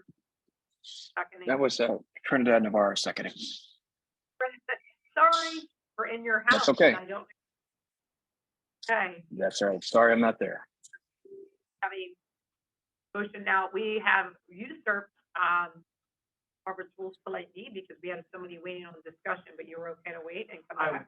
That's, On I the was gonna previous- say, is there something magic with 5? Why can't we go to 6 or Okay, 7? so we now have a Well, I guess I'm just kind of curious, maybe the judiciary would love to not have to spend their time being involved with this. Maybe the judiciary would be frustrated not having the opportunity. I have no idea. I mean, we're kind of living on the fly with this, or, Yeah, so I don't know. my reasoning is, number one, I respect what the budget director said about their involvement. I think for the last year, even though a number of us have been there and represent both active and retirees, there, you know this as well, there have been some concerns about which of those populations do you represent. And because of that, we put a retiree representative on the SEBC. And I just think putting that person on the PRC makes an abundant amount of sense. Historically, the judiciary has often not participated in a number of these things because if there is ultimately litigation around the bid process and they've been involved in the bid process, it raises an issue. So I just know from being around the SEBC for many, many years, there are many occasions in which the judiciary does not participate and steps away from or recuses itself because of the role it plays in normal function. That helps. So we have a couple things. We have a motion before us to amend. Prior, I heard a partial motion maybe about tabling and checking with people. We'll go with the motion that's here that's active. So we have the motion that's been appropriately introduced and seconded to include O and B and a retiree. If I can please, we'll do a voice vote, I think, on this, if you are okay with that. I have one last question. Question, go ahead. Based on Representative Bomback's answer a couple minutes ago, where he said his intent was to make sure that the new membership of the full SEBC, which was changed by SB 29, that he would make sure that full membership is reflected in the perk. Would someone please clarify for me, does the perk, someone said earlier, actually Jeff, you said earlier, the perk historically has basically involved the whole SEBC. Does that happen automatically, like as a matter of law, is it in statute, or is it culture and practice? And do we basically, if Paul's point is the perk should reflect the full SEBC, do we even need to do this at all? It's going to happen anyway, or I'm just kind of still very confused Well, about we had that. two things. We had an amendment before. We talked about the membership, I know. yeah, he was some, In general, and he was thinking about tabling, and then we certainly can go to Jeff, but we have our DAG here, we have Faith here, who can answer the statutory question. Statutory is that the Department of Human Resources has the authority to do things, bids and administer and all that sort of stuff. So the statutory authority is all within the SEBC. I shouldn't have said DHR. It's SEBC. Federal Please, 29. Lieutenant Governor, we let our Deputy Attorney General, Adria Martin. Sure, yeah, I'll just weigh in on that, but that's correct. The statute does not say anything regarding the composition of a proposal review committee. That's just an internal practice and procedure. And those that have been involved in it longer can address this, but I suspect that the history of it was, a lot of it for smaller contracts, the entire agency will often review proposals. Obviously, these are very large contracts, a cumbersome process, a time-consuming process, and Faith can weigh in here, but I assume a process was developed because each member did not want to devote the time involved in it. But that is not nothing about the process is dictated by statute in terms of the proposal review committee. Adria, thank you. That is correct. And practice consistently has been that all SEBC members, as defined in statute, have been given the opportunity to participate in a proposal review committee process for each RFP bid by the SEBC Department of Human Resources as it relates to employee and or retiree benefits. That does not mean they have always engaged in the process or appointed representative to serve on a proposal review committee. If I may just answer Senator Townsend's question and clarify a comment you made. I am absolutely open to every member of the SEBC being on it. I personally am not a big fan of that, but that would be, to me, an acceptable fallback. I prefer a narrower group. So I hope that addresses the uncertainty that may have been raised. So we have two things before. It's either table and proceed as normal. Well, no, that's not on We the still table. have We the have an active motion, right? We have an active motion, which would be to add back in if we don't go with what we currently have, OMB and a retiree. So we will go with the motion for us, which is, and I'll do a voice vote so folks can loudly at the end do the nay or the abstention. All in favor with this motion, as it proceeds today, it will be amended, that it will include not only those listed, but someone from OMB as well as a retiree. And only one union, not two, which it would have been two if this motion was designed to, or the motion to move to amend was designed to replicate the full SEBC. Leaving off the judiciary, and we're leaving off a union representation. And the state treasurer? The state treasurer. And DHR secretary. So we are now just putting this amendment on, which the amendment is only around the OMB and a retiree. So we're not voting on the full motion right now. Let's Right. make that clear. This is the amendment. And my motion to amend was made in the spirit of not advancing Paul's motion to have a smaller group, but more inclusive group, not going to the full group. Right. So we can make that motion, then we'll make a decision what we're doing with the main motion. So for now, stop it. All right. We are taking a vote on the mini motion to add in the judiciary, I mean, not the judiciary, oh my gosh, the retiree and the OMB. All right. All in favor, we vote, who I say aye or yes? Aye. Aye. Aye. Aye. Any abstention? No, I'm opposed. I'm opposed, Madam Chair. I'm opposed as well. And any? No abstention. So we're back to the full motion, and I don't know if you're going to go forward or table. May I add a very minor, a change amendment going from representatives to designees? Consists of designees from each of the following offices who would serve as the sole voting members. Okay, so we consist of one designee from each of the following offices who would serve as the sole voting members, and then the list of the 7 offices. We're gonna do a voice on this, I would say. Yep. So it's his addition. That's what, no, I would tend to, I just don't think we should be removing members from a process that's been used. And believe me, I'm frustrated with what happened last year too, believe me. But I don't think that we should remove members without talking to them about it. Here we're recommending to do it, by the way. I guess the SEBC could say, yeah, no, we're not gonna follow that. But I just don't, I like the idea, there's a reason I fought SB 29 to put a second union on this. I like the idea of a second union being on the perk, by the way. Not to add work to your plate, guys, but I like that idea. I'm not a fan of removing the judiciary, which I recall several years ago. I can't remember what year it was. I want to say it was after 2012, but before 2016 maybe, when the judiciary got on this group. I can't remember when it was. I can't recall that background. I'm not a fan of doing this without a little more, thoughtfulness and discussion. So I intend to abstain from that.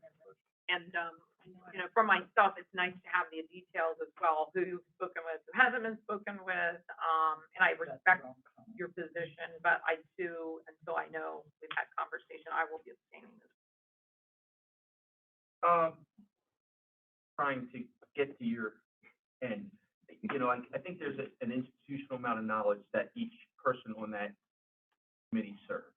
And I do hear where you're trying to go. It sounds like you're trying to get the ones who bring value to this process of making this determination to that meeting all inclusively, so that it isn't just a couple of people or whatever, and have the representation of an inclusive group that's doing that. And you're trying to whittle out who's not the right one. And I get the whole concept. I agree with it 100%. do we want to get input from them and table this for now? Let's get input from them, ask them who really would be wasting their time sitting there if we say everyone. But I absolutely agree, there should be a detailed boop, boop, boop, boop, boop. And I don't, and I like your idea of less is better, but can we just at least get that input first and table this till the next meeting? I'm fine to accept a motion to table at this time. So we have a motion to table and a second, please? Second. So it's been duly, motion is seconded. The motion before us about the proposal review committee will be tabled until further notice. And pending Representative Baumbeck to take that lead on. Yeah. Thank you. And in the interest of time for the members who are still here. Don't we vote on table? Oh, yeah. Oh, voice vote. I just voice vote for you. Okay, all in favor of tabling, voice vote, signal by saying aye. Aye. Aye. No? Okay, we have one no with Wayne, we have aye. Any other no's? I'm not voting. Okay, Just a general comment. yeah. For those of you who have not served on a PRC, I'd highly recommend it. It's akin to having a root canal. It is. I feel bad public on the record, maybe some of these individuals, the treasurer's office, the judiciary would have loved to not be on there. I have no idea, I was thinking, figure that out before we made that change. And, I know our representative has additional motions, but I want to also be mindful if anybody else around this table or online has other conversations or motions, we certainly want to give them that opportunity. And Joanna, we will get to you. I'm thinking if you need to go do work for a while, you probably could leave. You could probably leave the table. The building, the county. Yeah. Her job was to kick me when I started But talking. she has done so much work in modeling, and the others in WCW, the others have done so much work, I know, in modeling, and we promise we'll get there. Okay, Representative, I think you have a couple more Yeah, comments. so motion number 4, I would like to advance. I move that in the interest of transparency, we recommend that the SEBC hold a vote in public session in order to adopt the final and approved RFP, and that the SEBC share a draft final plan at least 1 week in advance of the public session at which the agenda includes the discussion and vote. We also recommend that for the public session, the SEBC agenda include public comment before the vote on the RFP. Finally, we recommend that this final RFP be provided to all members of this subcommittee as soon as practical after approval. Okay, we have a motion before us. Do I have a second? Second. Okay, we have a second, and now discussion. Again, as I stated earlier, the RFP is much more than a solicitation for proposals. It's also, it lays out the decision process of how they are ranked. I think teachers call them metrics when you figure out, you do an assignment, you figure out how you're going to score a student. That's here in the RFP. That's very important. What kind of plans, as we again have exhaustively explored over the past 6 months, is within that RFP. As we saw in the prior 2 years, we had some problems with how we've done this, and therefore I would conclude that we need to make some changes. And one of them is to make this RFP very clear to all stakeholders. And that is my impetus behind this motion. Okay, so there's other discussion. Yeah. Good question. I mean, here we say at least 1 week in advance. I guess, I understand that saying at least 1 week in advance means they could do it 2 weeks in advance or a month in advance, right? Still comply. I'm curious,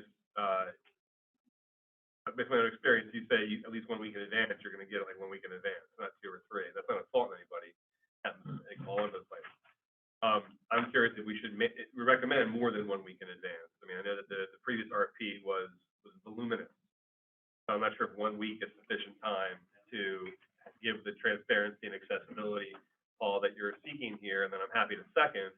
I also don't know, by the way, if 2 weeks or 1 month or whatever would be viewed as entirely unworkable in good faith, entirely unworkable by those who've got to put this together and issue this. So I'm curious that kind of input. Can we do better than 1 week? We do more than 1 week notice for the public to sift through a pretty lengthy document.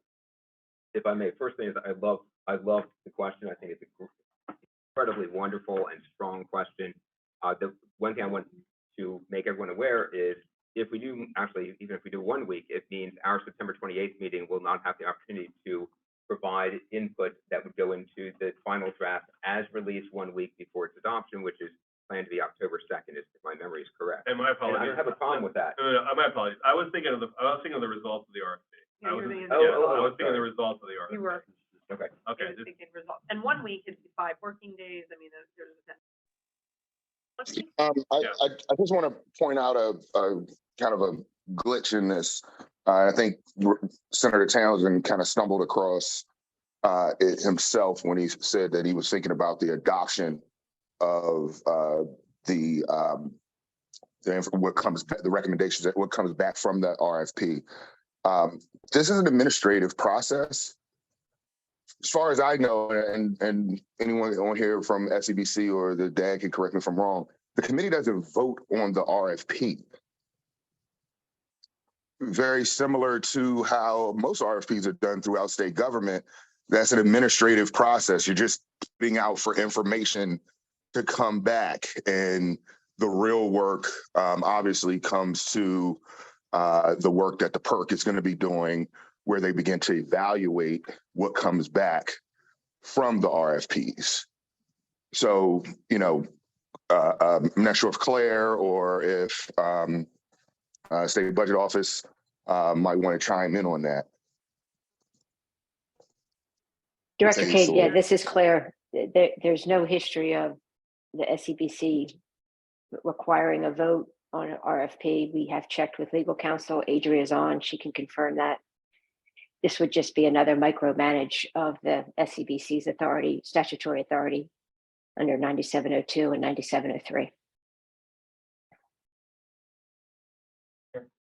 yes, Representative Ramon. I think that's the second time, and I don't know why it's hitting a nerve for me, but I'm a guy in business. I'm very efficient, very much, think personally, this micromanage word that now has come up twice. We're not micromanaging. We're trying to reinstill the trust of the public that was lost and violated by things that were done through the governor's office and the secretaries that trickled into a world that we are now spending 40-something hours with a lot of people's times and a lot of retirees going through a lot of stress that we shouldn't have to do. So I'm asking that we please refrain from accusing people of creating a micromanaging environment. When things run well, you don't need to micromanage. When they don't and people fail, sometimes you do. I'm sorry, that just hits a nerve every time it's said, and I'm asking that we refrain from that. Thank you. Yes, my point is solely that the process that this amendment, this recommendation addresses does not exist. So we're trying to address a process that currently does not exist. There is no vote on the actual RFP that goes out. Obviously, there's a vote when the results come back from the RFP. And once they're evaluated, SEBC jumps in to vote on those on the work of the PERC.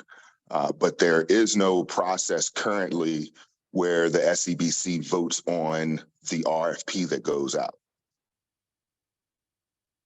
Okay, David Crack has been patiently, quietly waiting down there. Sir. So I have sort of a legal question, but with this being now in a document in a public session before it's actually released, are we violating laws that vendors can view this document before? Can you, I don't know if you could hear that from our DAG, if there would be, since it's a public document, process prior, would you be violating bidding laws? So our DAG can kindly respond. Sure, I still don't quite, I think maybe I understand. If the question was about who reviews the documents in terms of FOIA implications? No, it was not.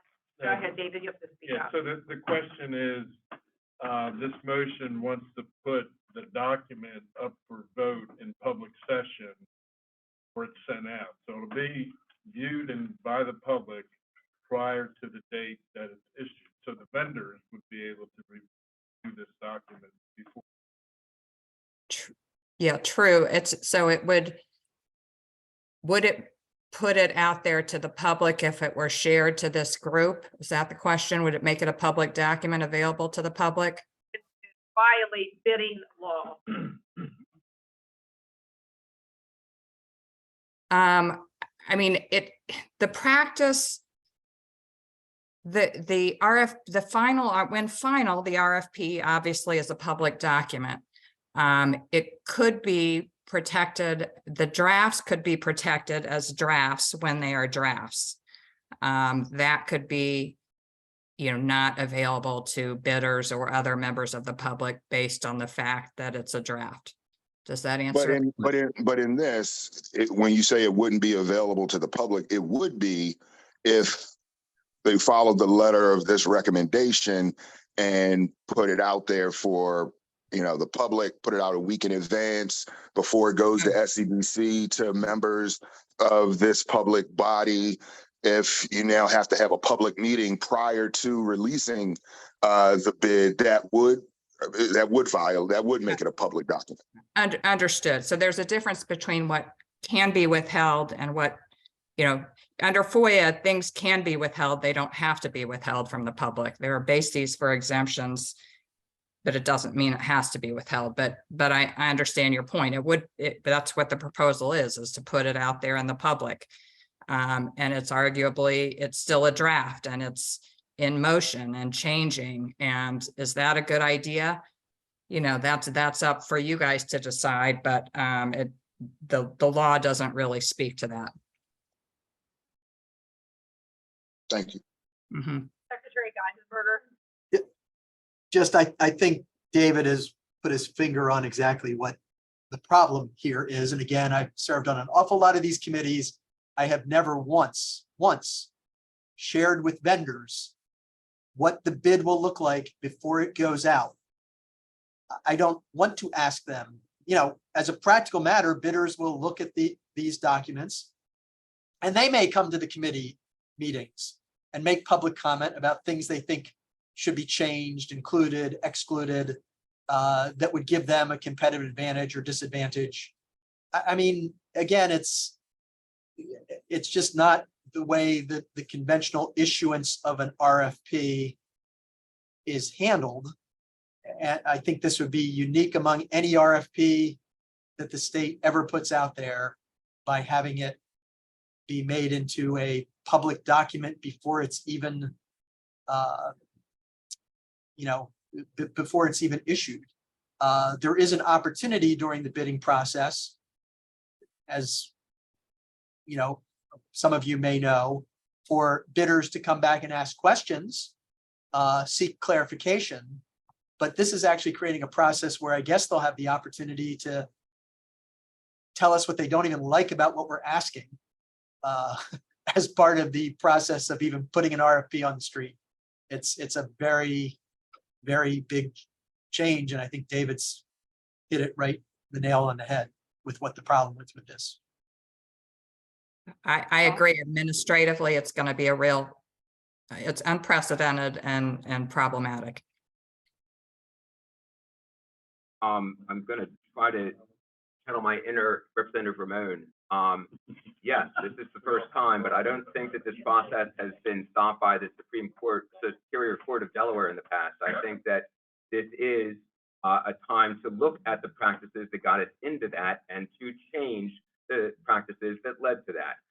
I have my other life is investing, and I have a fellow who does private investing, and he points out they make their profit on the purchase, making sure the purchase price is low enough, and everything else. If you pay too much, you have a bad investment. If you get it cheap, it's very good. This decision as for selecting what plans are provided to retirees can be decided by the content of the RFP. The rating levels are in there. How you score the bid is in there. That is something that the public has a right to see before the RFP is finalized. And that is my reason for bringing this forward. I feel if we have a few bidders show up and they should be identifying themselves and where they come from and they share their perspectives, that's fine. But most importantly, I'm looking at 60 plus retirees and current employees around the room here. They should have a right to see this RFP before it is finalized. We have an open government. The best disinfectant is sunlight. Thank you. I mean, we are making, you know, a recommendation. I respect your comments fully and concern. My question is, when we're getting advice from the DAG, this is problematic for those of us who served on this body.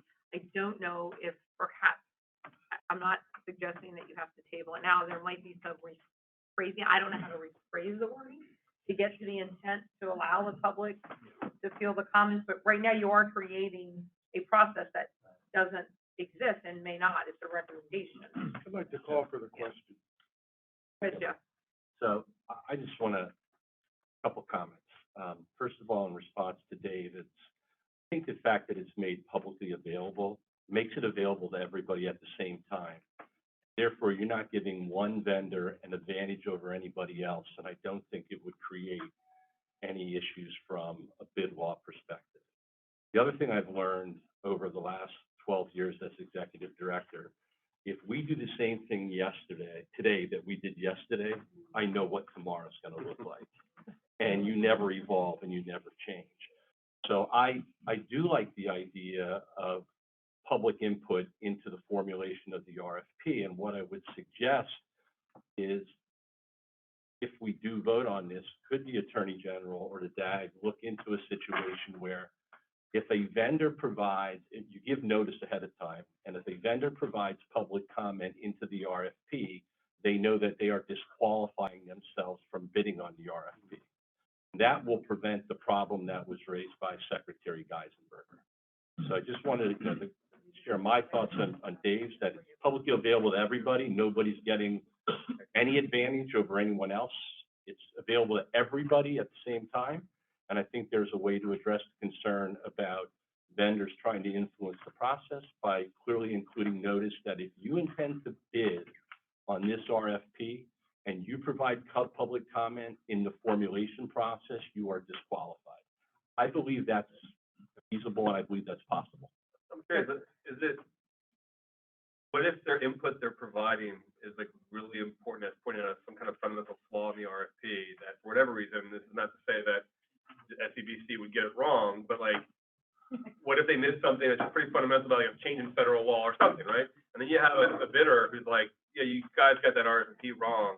And then they're gonna be like precluded from, I guess. So I hear exactly what you're saying. Today, we don't get comment from them. Sure. I was trying to address the concern from Secretary Geisenberger by saying there's a way to address that.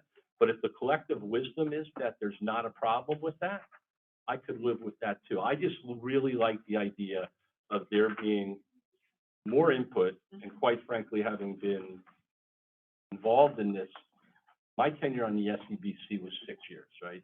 I was my 3, I was extended for 2 because of COVID. And then my friends at the Troopers were given the ability to appoint me. Senate Bill 29 set me free, which is why I appreciate You're welcome. sponsoring that bill. But that experience has led me to believe that as a member of the SEBC, this kind of open process and this kind of involvement in the development of the RFP that we ultimately are led to vote on, I can't see a way in which that doesn't create a better process. And that's why I'm in support of it.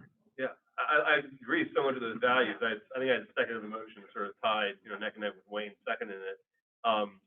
I would recommend that we change that word plan on the third line instead of plan, change it to RFP. Then instead of RFP. Oh, I'm sorry.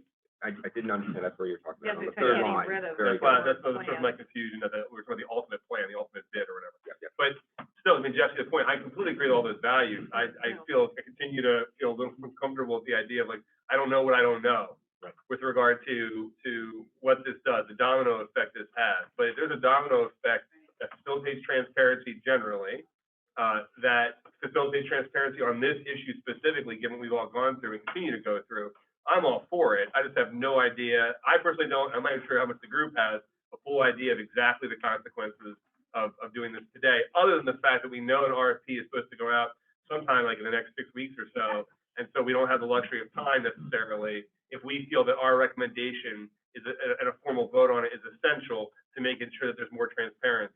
And I go back to something the Lieutenant Governor reminds us all advisory. We are And we're advisory. making recommendations. So if we move this forward, the way I see it, it then goes to the SEBC.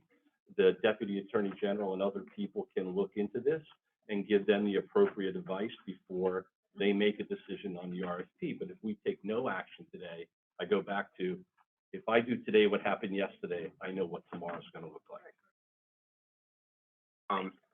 So, if I may, and I know Wayne has I'm sorry, I'm jumping ahead. Is that all right? Okay.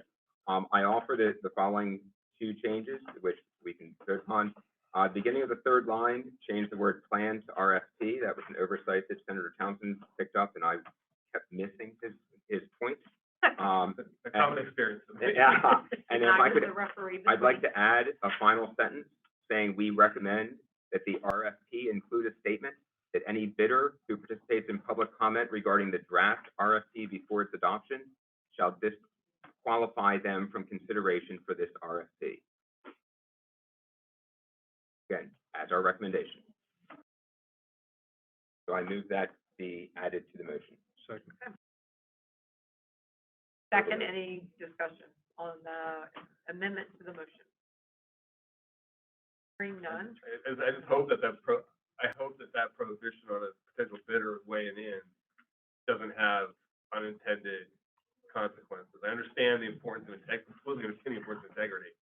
I just worry that we're doing something else on the fly on a multi-million, hundreds of $1 million plan. It just strikes me as potentially problematic. So We're only recommending it. understood. Well, I understand. I understand. I like to recommend things that I have a better sense of exactly what they're going to do or where they're coming from. That's all. Yeah, and I just have to make a point. And I understand everything that you said, Representative Ramon, but you also made a comment a few weeks ago when we had a meeting that said we want to make sure that these recommendations are things that we can actually do. And so just saying, oh, it's just a recommendation, just like you don't like the micromanaging comment, I don't like that because I want to work. I think we want to work collectively with this group. We want to try to figure out as many of these recommendations that we can put forward. But if we're just going to put forward recommendations and not do our due diligence and just say, well, it's just a recommendation, and it kind of runs afoul of that. Ron, I respect that. I agree. You're right. I was saying it from the standpoint, though, that if it had unintended consequences, which is the side that we were concerned about, they could note that and modify the recommendation. But us wordsmithing to a point to address all unintended consequences might be very time consuming. If we send a thought of what our recommendation is in concept, the digestion of that recommendation and the verbiage to make sure there aren't unintended consequences, we would hope would fall on them. We're just giving them. We do understand that they're right. I get you. Just throwing it out there. I was just more or less saying, it gets you at least in our heads, and then you guys can go from there. That was my thought. But I absolutely understand what you're saying. I respect that. Understandable. Secretary Geisenberger, your hand's up. I think our DAG has said quite a mouthful by saying this is unprecedented. I think that Senator Townsend is exactly right. I think we're trampling on people's free speech rights to tell them that we're giving them public comment to everybody, but people who might decide they want to bid on a contract. I just think we're opening ourselves up for something that is a huge, huge contract, hundreds of millions of dollars, to almost inevitable litigation, and I'll be voting no on it. Just to clarify, I'm not advocating for getting into the debate of whether corporations have free speech, okay? I'm just noting that perhaps well-intended motion with language on the fly might end up not being the best way of addressing this. I'm all for the transparency. I'm all for the, I think there's ways of pushing the envelope beyond, it says unprecedented, pushing to say, get this out there sooner and have the public be able to weigh in. I think you start saying but you all cast a vote, which has never been done before, and you all prohibit anyone who might weigh in. For that, to me, seems like we're going beyond what we more than is necessary to make sure there's more public transparency on this. So, but the will of the group, if there's a motion here, and I think on balance it's better than not, I'll vote for it. I just have these concerns. Go ahead, Representative Ramon. So would we be better served by doing what you just said? What our intent is that there's more transparency, and you concisely said what our two recommendations things are, but now we're trying to put it in verbiage that maybe, could have other issues as the secretary is saying. Do we want to Well, I'll defer modify to, the motion a little bit? I'll defer to the, but I do appreciate someone in this room, and I'm not one of them. No, I'm thinks I did something concisely. Well, and did I make an error in saying that? I'm trying to. No, you- Commissioner Navarro. But on the record, you did. Commissioner, Navarro? Thank you, Madam Chair. I'm just curious, the SBO hasn't weighed in on this, so I know Faith, this is not something that's easy, and with this process, it's time consuming, it's hours and hours and hours in these committee meetings, and so I'm just curious if this is something that could physically be done. Diane at all? Thank you, Commissioner. That is not at all clear at this point. Obviously, there would need to be considerable discussion with our DAG, as well as I think the DAG from Government Support Services, to ensure that we are not violating the administrative process as it relates to competitively bidding for these services. Right. So with on that note, it's certainly the will of the representative who brought the motion. If individuals are comfortable, we can call the vote, and if people would like I clarity. think we have an open motion Yeah. on the change, the amendment to the motion. Yes, Right. we do. Okay, the amendment to the motion. All right, if you want to reread what you Sure. said. So, the motion before us is to change the word plan to RFP on the third line of the listed motion 4, and at the end to add the following sentence. We recommend that the RFP include a statement that any bidder who participates in public comment regarding the draft RFP before its adoption, comma, it shall be disqualified from consideration for this RFP. So this is just an amendment to the motion, so this is not the final motion. Very clear. I And mean, a final motion. I will echo Secretary Geisenberg's concern about potential First Amendment issues on this one.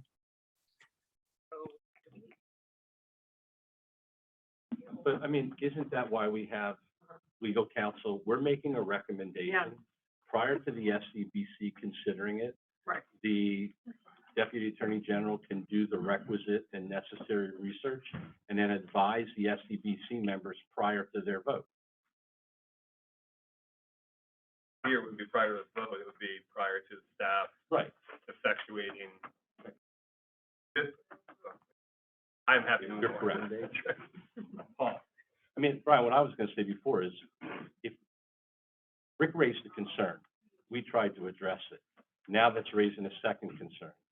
So let's just go back to Paul's original motion, right? Yeah, well, with changing the plan word, but yeah. Take the last sentence out and let's just go back to that. And then, That strikes me as wise, but that's just one person's view. but I mean, what I was trying to do was to address the concern raised by the Secretary of Finance so that people knew there's a way to address that. Now people have questioned whether that's appropriate. Right. I would look into it further, but let's just go back to the original motion. Well, then you vote no on the. Or you just then vote no withdraw. on the- No, well, Or you- withdraw. Or wait, he I can have withdraw an- his motion. We have an hour and 15 minutes, and we're only on his fourth thing, and we got other stuff, and everybody's talking at once. So I think Wayne's hand was up, and then Paul. Wayne? I call for the question. If I, at the, discretion of the chair, I would like to have the opportunity to amend the motion and strike the full sentence and leave it as just the plan to RFP. If the Okay, chair so we're gonna accepts that ahead, strike the motion and go back, and then you will reread, not strike the motion, I mean, strike the amend the amendment. motion, Right. amend the The motion proposal. Okay, So simplify, the amendment is purely change plan to RFP on the third line of order. so read what we're voting on.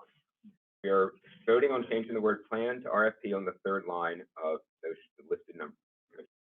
Can you read the whole motion, because I think there's a lot of confusion, so if we could hear the motion, and we all know. But we're not voting on the motions. We're only voting on changing plan to RFP. So instead All right, of well, share that's a draft easy. final plan, it's share a draft final RFP. All right. So with that change, can I have a voice vote of all in favor from plan to RFP? Signal by saying aye. Any abstention? No. I'm abstaining. This is Okay. Rick. I'm abstaining. Okay, very good on that. And now before us, we have a motion and comments from anyone. Call the question. Okay, we have a motion for the question, it's called. And I think I've always said, and it's been said today 3 or 4 times, we are merely advisory. We've heard conflictual statements. So I think this group recognizes the rationale probably behind putting this forward is the sense that the public and others in some format have the opportunity to be engaged. I think there was a little bit of angst among some committee members here of the processes, since we don't currently have some of these processes. But we'll proceed out of Robert's rules because we have a motion before us. And so, sir, you will read your motion, we'll call the question, and we'll move on to the next item. Okay.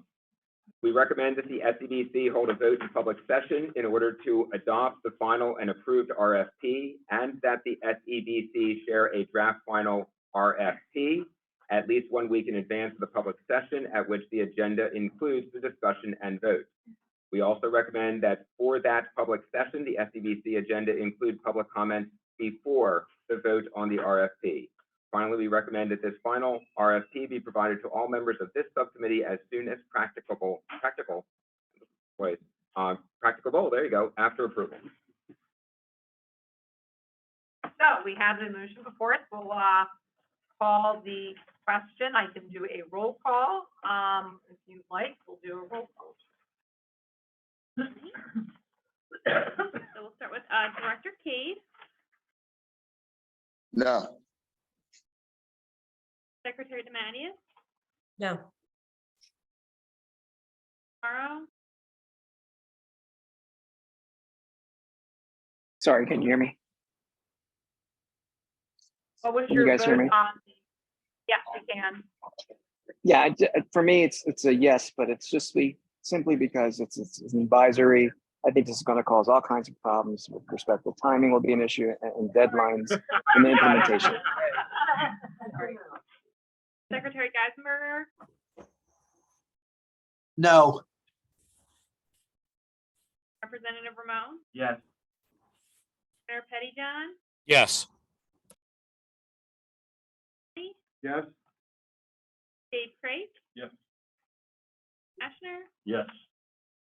Otto, Yes. Bill Oberly, Yes. Allen, Yes. Wambach. Yes. Senator Townsend, Yes. Lieutenant Governor Hall. Yes. Having received a reference to Mr. Remote, we move forward with motion number 4. And I think we all know we will get some great feedback from our DAG at the SEBC and SBO on that. Representative, anyone else in the meantime, though, who has commentary or questions from the committee? If not, we'll continue through the record motions before us. The fifth and shortest motion related to the RFP is number 5. I move that given the amount of time this subcommittee has dedicated to reviewing these issues, and given that the current contract was originally bid with a 3-year term with 2 optional 1-year extensions, we recommend that this final RFP utilize the same 3-year term with 2 optional 1-year extensions. Is there a second? Okay, we have a second before. And so I will try to stay brief here. I understand that the other 2 contracts, the other 2 populations are not synchronized, but that's why we've got additional 1-year extensions, and a 3-year contract, I believe, does permit the other 2 contracts to, if they use the extensions, to come in and be synced.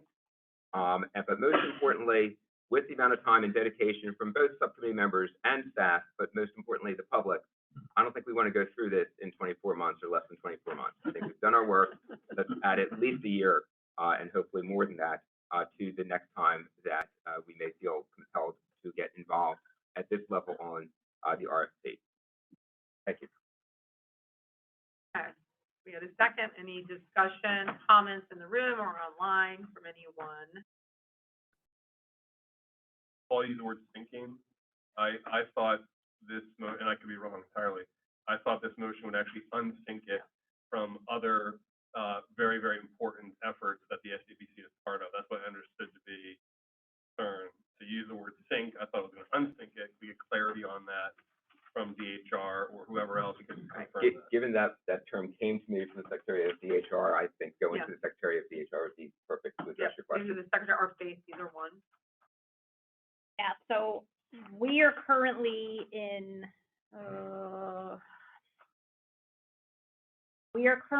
year 2 of an initial 3-year term for the active and non-Medicare health plans with 2 optional 1-year renewals, which will exercise the initial contract and optional renewal years to an end date of that represented, because I'm gonna have to do the math with my fingers. Sorry, go ahead.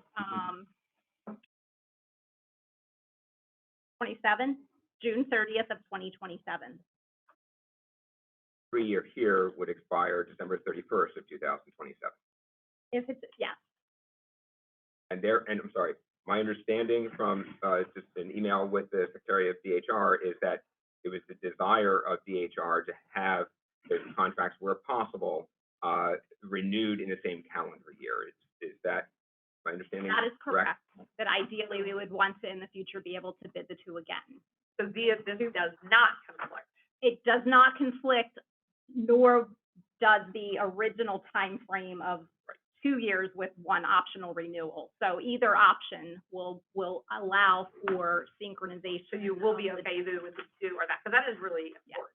Like that's It will require the SEBC to exercise both optional 1-year renewals On the for the for the active and non-Medicare plan. and then not exercise a renewal on this. After the 3 years. Correct. This is okay, because I was like you, I thought Yeah. this, but it does not. Right, anyone else online, comments, questions from anyone? If not, Call the question. all right, we will, call the question, and this is one we could probably do a voice. We'll just do the roll call since you got up. You just want to get up and move. I know, you're getting, I can see you over there. I know. Get up and move. All right, we can do those jumping jacks. All right, so we have a question before us that they recommend the final for RFP utilize the same 3-year term with the 2 options. That's what we're voting on. And it does not unsync us. So with that, roll call. Director Kate?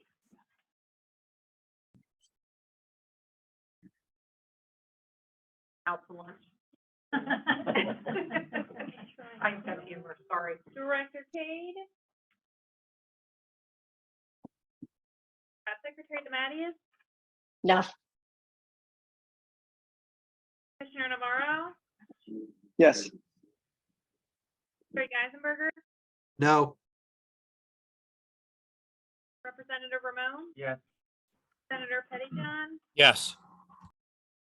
Steve Inslee? Yes. Dave Craig? Yes. Jeff Tashner? Yes. Mike Zagato? Yes. Bill Oberly? Yes. Allen? Yes. Director Cade? Sorry about that. Yes. I mean, no, I apologize. Sorry about that. No. They're gonna take your membership card away. Representative Bombay? Yes. Senator Townsend? Yes. And we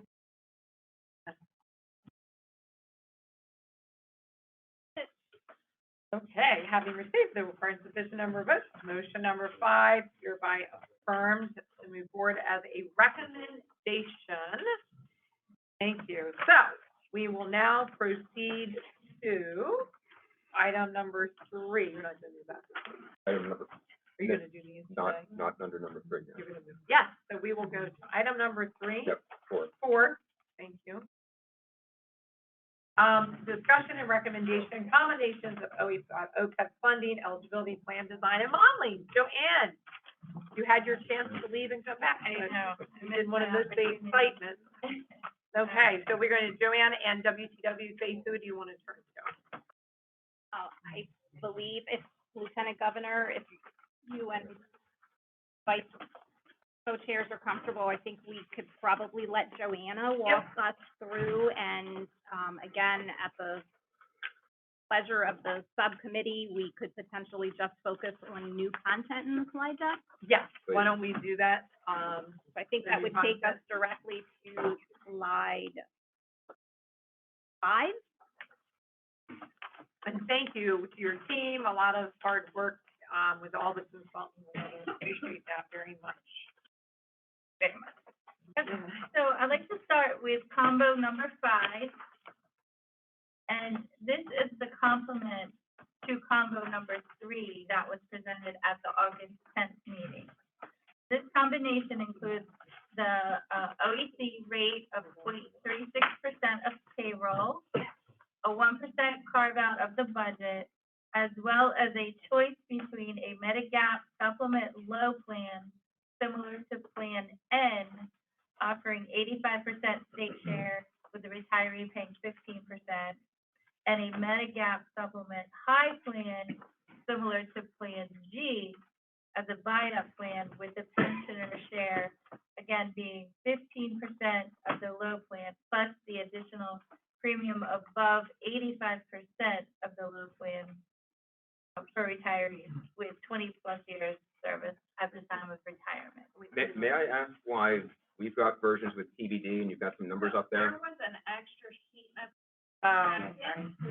Just got- Up, it's right there. Okay. Bill, Thank you. Sorry. That's okay. thank you. Yes, sorry, we have a slight delay with putting these numbers together, so Your excuse. we apologize. No. Thank you. So again, we've modeled this for Model B and Model C, with Model B being those that are hired on or after January 1, 2025, and Model C for those that are retired on or after January 1, 2025. So the OPEB reduction with this combination, combo number 5, results in either a $12.1 billion or a $12.6 billion OPEB reduction, and takes us to a funding based on the combo presented to either 64.7% or 66.3%. So again, this is very similar to combo number 3. It's just that the Medigap plans are different that were modeled. Any questions from the subcommittee? Anyone, questions, comments? Yeah, I apologize, Lieutenant Governor. I do. Again, I just want to understand, there was a decision made to model at 15%. I believe so, yeah.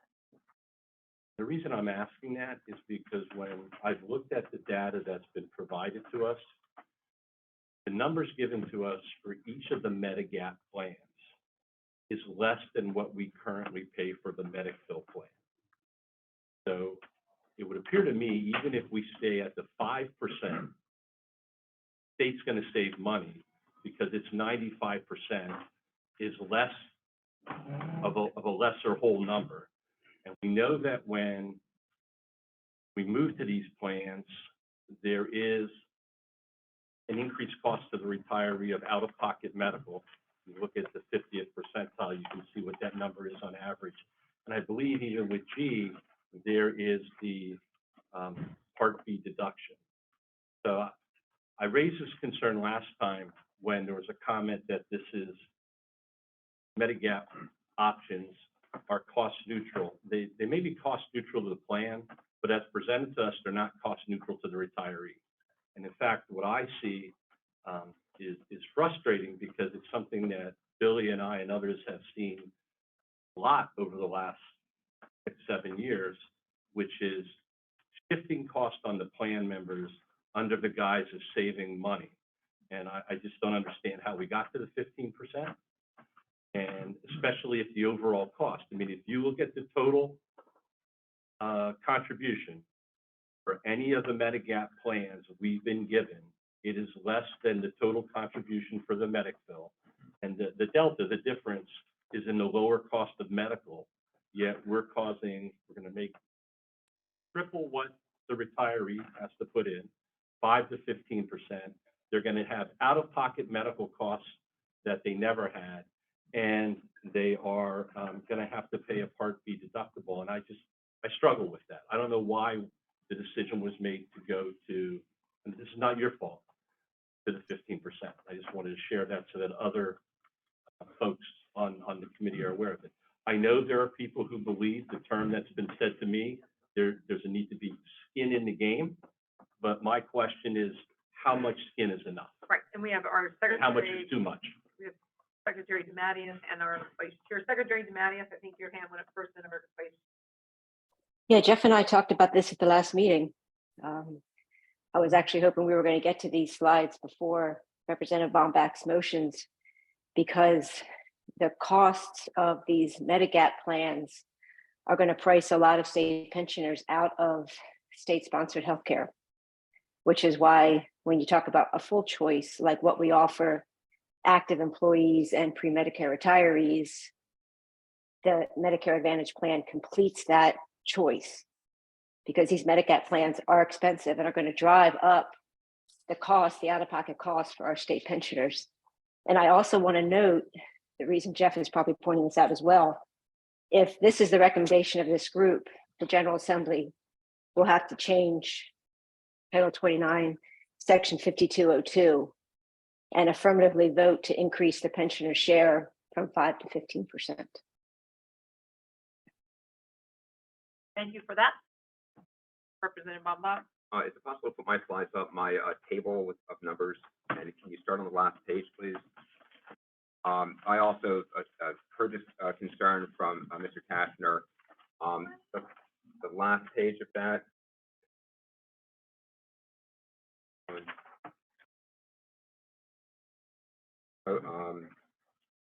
That's can we go to the first page? First page should only have 3 columns of numbers. That one. Okay. So it's just pointing out, if you look at the 50th percentile, the middle column, this costs the retiree $659, and it costs the state $5,236. I think that we've had paralysis by analysis. We have had thousands of incredibly well and thoughtfully prepared analyses, and I don't think we're necessarily all that smarter from, one more analysis. And I think that we put the cart before the horse. We should be asking, how much are we willing for a non-grandfathered retiree to pay in a year, if they're healthy, if they're average, if they're unhealthy? And how much do we want the state to save versus what it's paying today for grandfathered retirees? With those 2 answers, we can then figure out which Medigap to have. And we've not done that. And as they say, the best kind of plant a oak tree is 20 years ago, and the next best choice is today. We haven't done that. Let's do it today. How much are we willing? Because if you look at the 15% for Medigap L, out of pocket, it's $1,100. I'm sorry, for the average person, it's $1,451, which is $800 more than double what current retirees pay. And the state is saving $1,400. It goes from $5,200 to $3,800. That may be fine, but I don't want to back into that. I want to go there intentionally. And I think our subcommittee should be laser focused on how much are we willing for these 3 slices of retirees, 10, 50, and 90th percentiles. How much are we willing to see their out-of-pocket annual payments go up in a year? And how much savings are we looking for the state? This is around a 20% decrease for the state. Maybe that's what we want, but we have not, as a subcommittee, decided that, and I think we should, and I think we should today.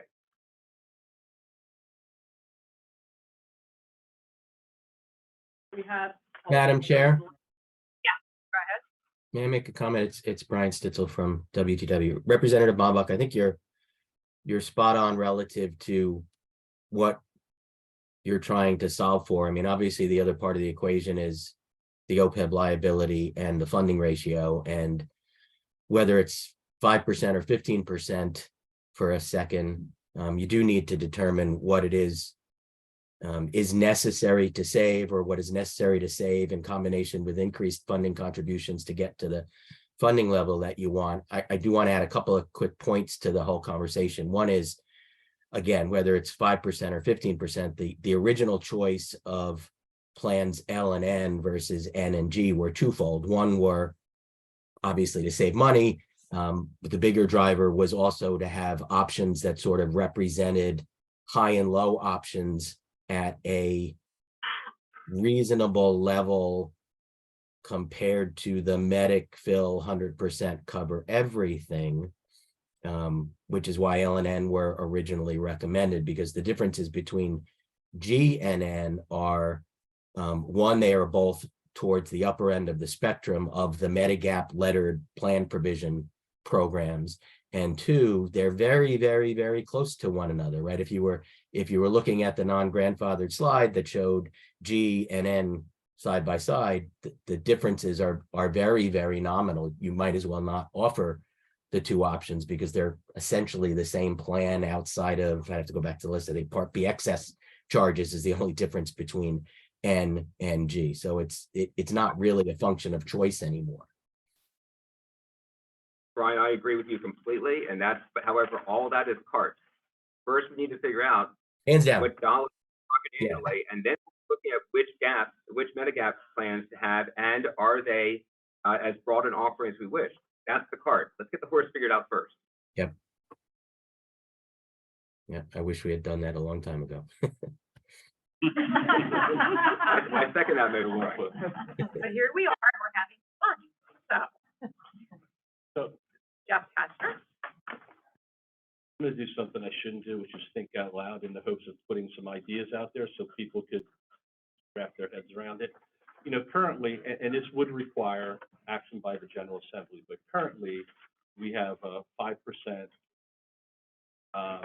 contribution by the retirees as a result of House Bill 81, which was passed back in 2011. And when you look at the Medigap L, you know, and I know we've received a lot of communications about it. To me, Medigap L is kind of, I think it's a good plan if you're a healthy Medicare retiree, but I don't think it's a good plan for most of the Medicare retirees. I think that G and N are the plans that most likely replicate the medic fill and give them as close as possible coverage. So that leads me to think, choices, right? Choices. Why don't we think about offering L, what was L? So many letters, but at no cost, right? State provides it all. Because the state is still saving, like Paul said, $1,400 per plan member per year from what it would currently be doing in Medicare. And we know that under this plan, it's the greatest increase in terms of out-of-pocket costs for the retiree. So if someone's a healthy retiree and they want to do that, give them that option. Make sure we educate them, make sure they know what it's all about. Then we go to the next level plan, which is N. And even if we maintain the 5% split that's currently in the code for N, it's going to save money for the state because the numbers we're given of the total contribution is less than what Medicare is. People are also picking up some additional costs for future retirees, future hires, whatever we're calling them. It seems reasonable, seems to address the issue. And then if we want to give G as an option with some percentage that this group thinks is higher than 5, that quote puts skin in the game, other people's term, not mine, I'm open to considering that. But what I didn't like is just seeing an automatic jump from the 5% to the 15%, looking at the numbers, deconstructing them the way Paul did. And what if you do that, what you see is the state saving money, but retirees' cost is going up significantly by 2- and 3-fold. And I don't think that's the solution that we want to come up with as something that's acceptable. So I'm willing to consider any option of Medigap choices. I think we do have to offer G because it is what is closest to the current Medicare. But I'm not going to be agreeable to something that just triples the cost and then forces the retiree to eat the 100% of the buy-up from N to G. Because when you do the numbers, you're taking people who may be paying $600 now, and you're putting them up close to 2,000. And Mike's raised this point before. A lot of retirees and future retirees, when you look at that pension amount, this will lead into that. And I just think it creates a bad dynamic. So that's why I threw this on the table now. I think we really do need to wrestle with figuring out what the horse is. And I think we need to understand that there shouldn't just be an automatic tripling in the price of that horse before we start talking about what it looks like. And so, thank you, Jeff. And I mean, for instance, and just to throw numbers out there for example, we may say we're open to a solution where a 10, 50, and a 90th percentile would pay up to, but no more than $500 more a year than what the grandfathered ones are, and the state saves at least $1,000 per grandfathered retiree. And then we go and figure out, can we find the right plan? Frankly, I don't want any letters discussed today. I just want us to say how many dollars we need here and there. Then it's a math exercise. I spent a few hours on, I don't even remember, Monday or something, and looked at all the data we have. We've got all the data we need to figure out how we can do it, but we don't have the input. How much are we willing to have non-grandfathered retirees, healthy, unhealthy average, pay more than what current ones are? And how much do we need in savings to the state? And then the one point that I think Brian made is, please remember, this is one subpopulation, and it's far from the biggest problem. And 80% of their costs are covered by Medicare that they've paid into for their entire career and continue to pay into in premiums. We've got this whole population of pre-65 that admitted that DHR, SEBC, and their consultants have admitted are way undercharged for the premiums. So, you know, the problem is not in this room. The problem is not solely to be done with this Medicare recommendations. And I think the best way to tackle this and move on is to figure out how much we're willing to have non-grandfathered ones pay more than grandfathered ones per year at the different 3-point levels, and then how much do we want the state to save? I think we can do that. Clarify, when you said Brian, was that me or? No, other Brian. Good. Senator Petty John. Sorry about that. No, You're Senator Townsend. Sounded like a fine point, I just remember making it. Senator Petty, and just to be the time reminder, it is 12:15. We're obviously not going to get through everything on our agenda today and have time for the public to comment. I mean, I can stay a little bit later for public comments, but I just want to remind folks of that. Yeah, Representative Overly. This would help me, we're talking about the numbers, to talk about what group of horses we're talking about. We have two groups. We have the current employees. We have The younger retirees the younger retirees and the less younger retirees. and the less younger retirees. I was trying to think of a Publicly delicate way to say it. Dr. Aaron says we shouldn't be afraid of the word old, by the way. Yeah. Still knows all the roads. I know, I appreciate that. You know, I've been very clear from the outset, meaning that I have a real problem impacting current employees. And I don't mind having a discussion around cost and how much an individual pays for healthcare. But I do have great concern about impacting current employees. We can talk prospectively, that clears the field for me. You're talking about from new hires. When you say With new hires, correct. I mean, that clears the field for me. It allows, I think, for an open and honest discussion forward. You know, I'm not prepared personally to take a vote on anything that would impact eligibility or what an individual would pay for premium coverage until we resolve that issue. You know, I mean, we've still got, we're talking design, we Correct. got eligibility, and then I know Dave Pex and others and Joanna are talking about the funding, which is not the topic today. We're not gonna obviously even probably get there, but Yeah. You're right, it's these three legs of the stool. no, I mean, it's confounding to me to have this discussion before we perhaps resolve the issue about current employees. Should we move ahead? Sorry, Madam Chair. Should we move ahead to a motion regarding defining our grandfathering border? I'll yield to the two co-chairs and the chair. I mean, I have a motion that I've shared with Right. all three of you. Because what we did at the last meeting is we addressed everybody who is currently retired, Mhm. whether they're Medicare eligible or not, and retires up to January 1st of 2025, which leaves a lot of current employees, quite frankly, wondering what they should do. So, I mean, a lot of you in this room were very helpful in addressing educator salaries this year, which had many people coming to me saying, I was going to retire, and now I'm not, I'm staying. So it worked. Now those same people are calling me saying, I guess I'm retiring December 31st of 2024, because they're worried about the health care. So I agree with Billy, and I think if you have a motion, I'd love to hear what it is. I mean, he can have the, and we've been studying in these analyses, the hire dates and the to retire dates.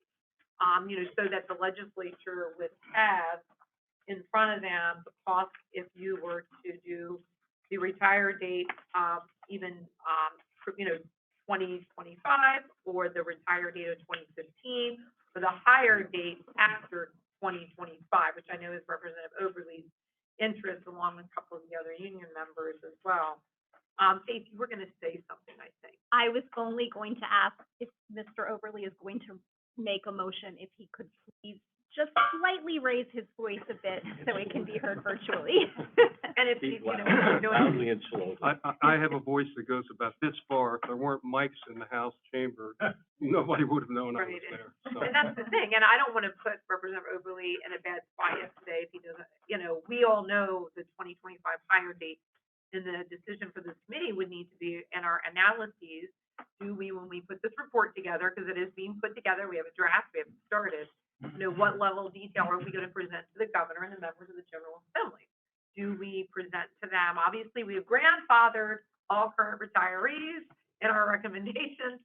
Do we also then include in our modeling what the costs are for those who, as Paul had in one of his agenda items, those who began, state service before the, 2015, and do we then include the new hire? Do we continue? We have to make those decisions as a committee. What are we going to put forth?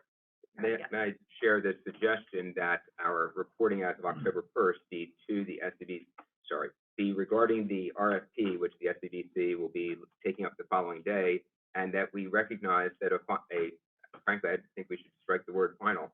Our next report to the governor and the administration and the legislature must be after that point. I think it's artificial to say we're going to tie all this stuff up by the end of next month.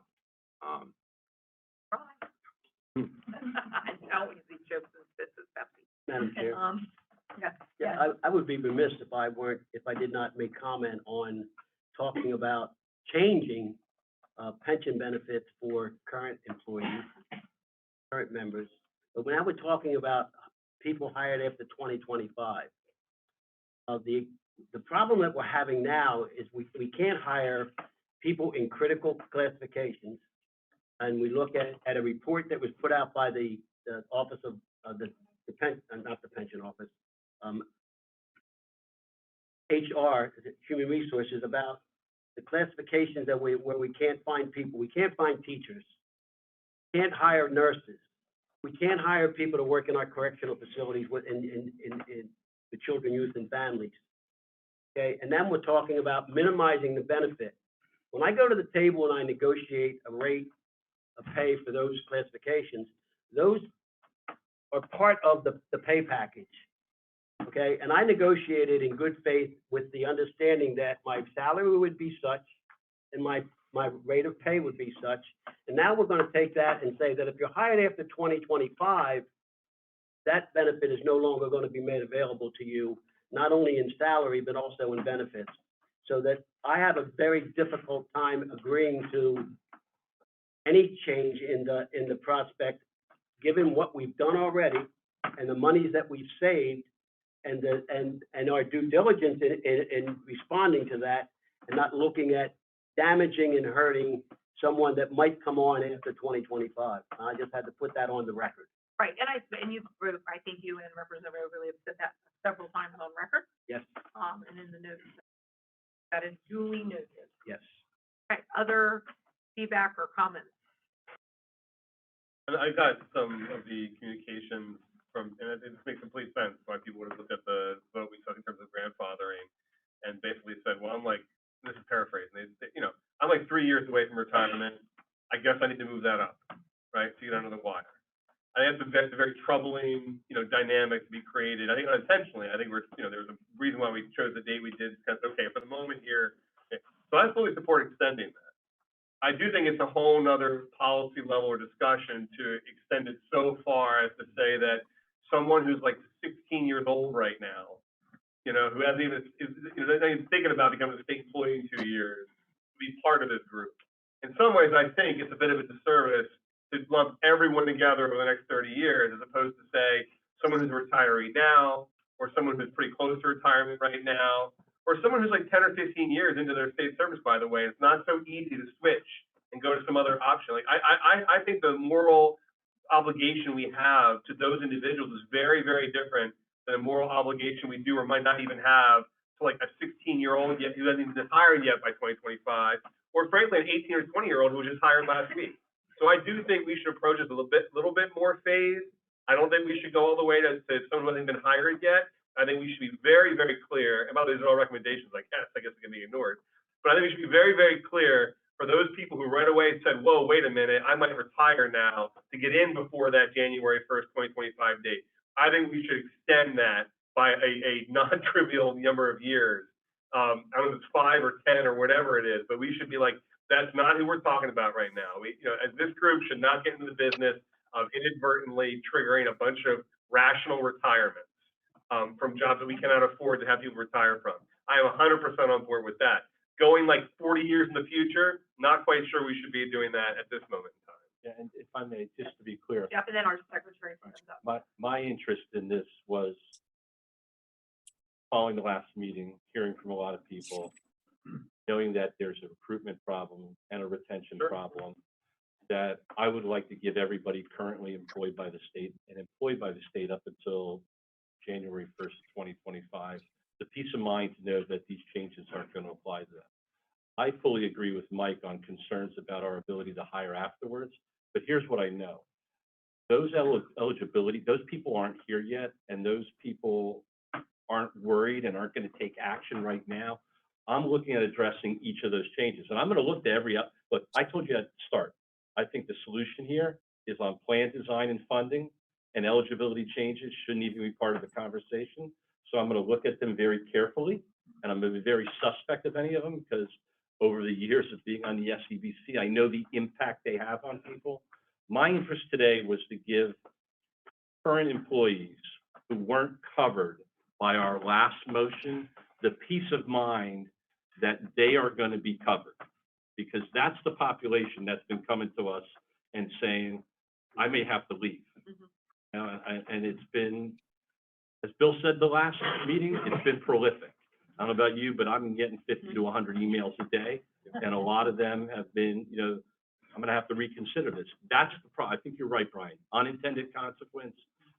And right now they think, they look at this document, which is posted for all the good reasons, and they look at all these variations of reduction, and the emails I'm getting is, they're changing my health care. And I'm like, no, this is a working document to give us options to work with. But I think we need to do something to give that population peace of mind that their health care is not going to be changed, and that they can continue to work for the state and the public schools like we want them to, without fearing what's going to drop on them tomorrow. Let me make my motion, and maybe we can. And the secretary's had her hand up, is that all right? Or Sure. Secretary DeMatteis, if you want to go. I just want to go back to a proposal that this committee looked at previously.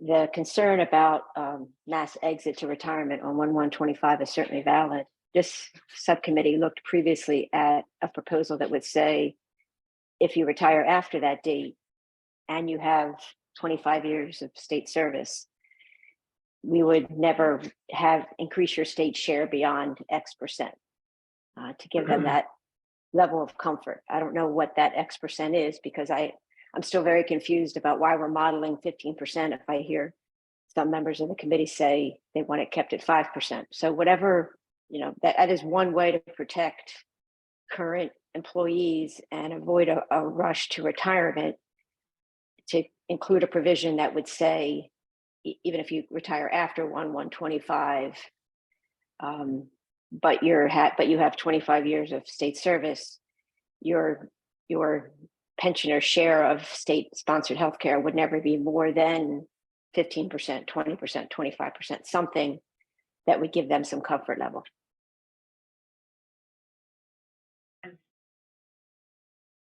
Dave Kraken, and if he's going to do his motion. Was that in response to the secretary? More response to Jeff. Okay. comment. So I agree with you. I mean, just remember with House Bill 81, we put in a date of retirement, we made changes. And we were able to quantify what impact that has on them. So I had a lot of people call me, I'm leaving now because you're changing.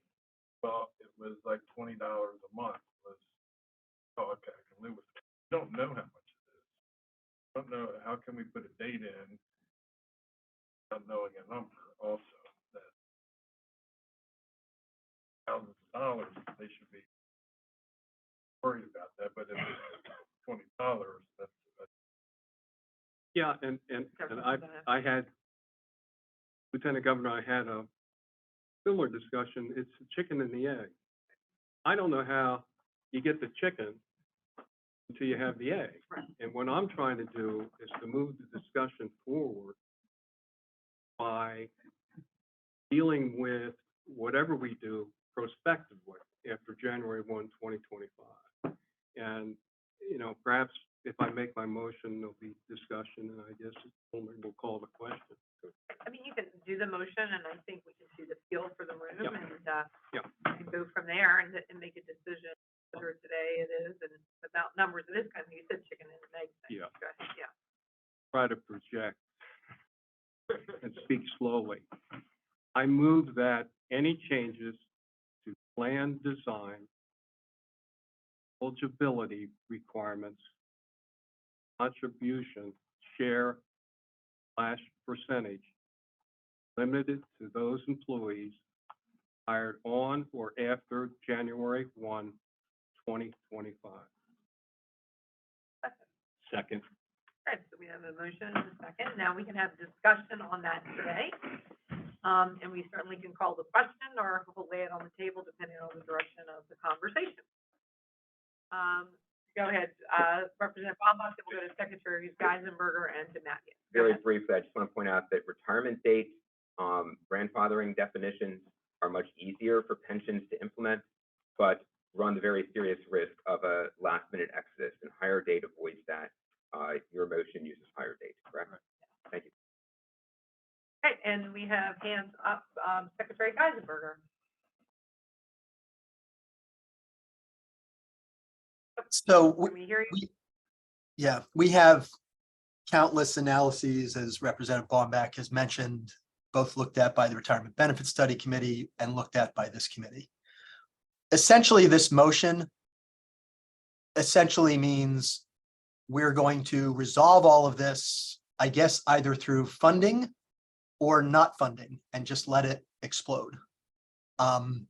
Because that sort of a motion that says no change to plan design, no change to state share, no change to benefits design structure, or eligibility, the benefits of that appear, if they appear, start to appear in 30, 40, 45 years, you know, in fairly small increments. So you would be binding the General Assembly to what we've talked about in previous meetings, which is all of your solution, if you're going to propose a solution at all, because obviously we have the option of simply letting the liability grow and grow and grow and grow, I guess, until, you know, Wall Street tells us we can't anymore. But that's essentially what that motion does. And, you know, having removed earlier, I guess, in this meeting from consideration, all existing retirees from things that potentially could address this challenge.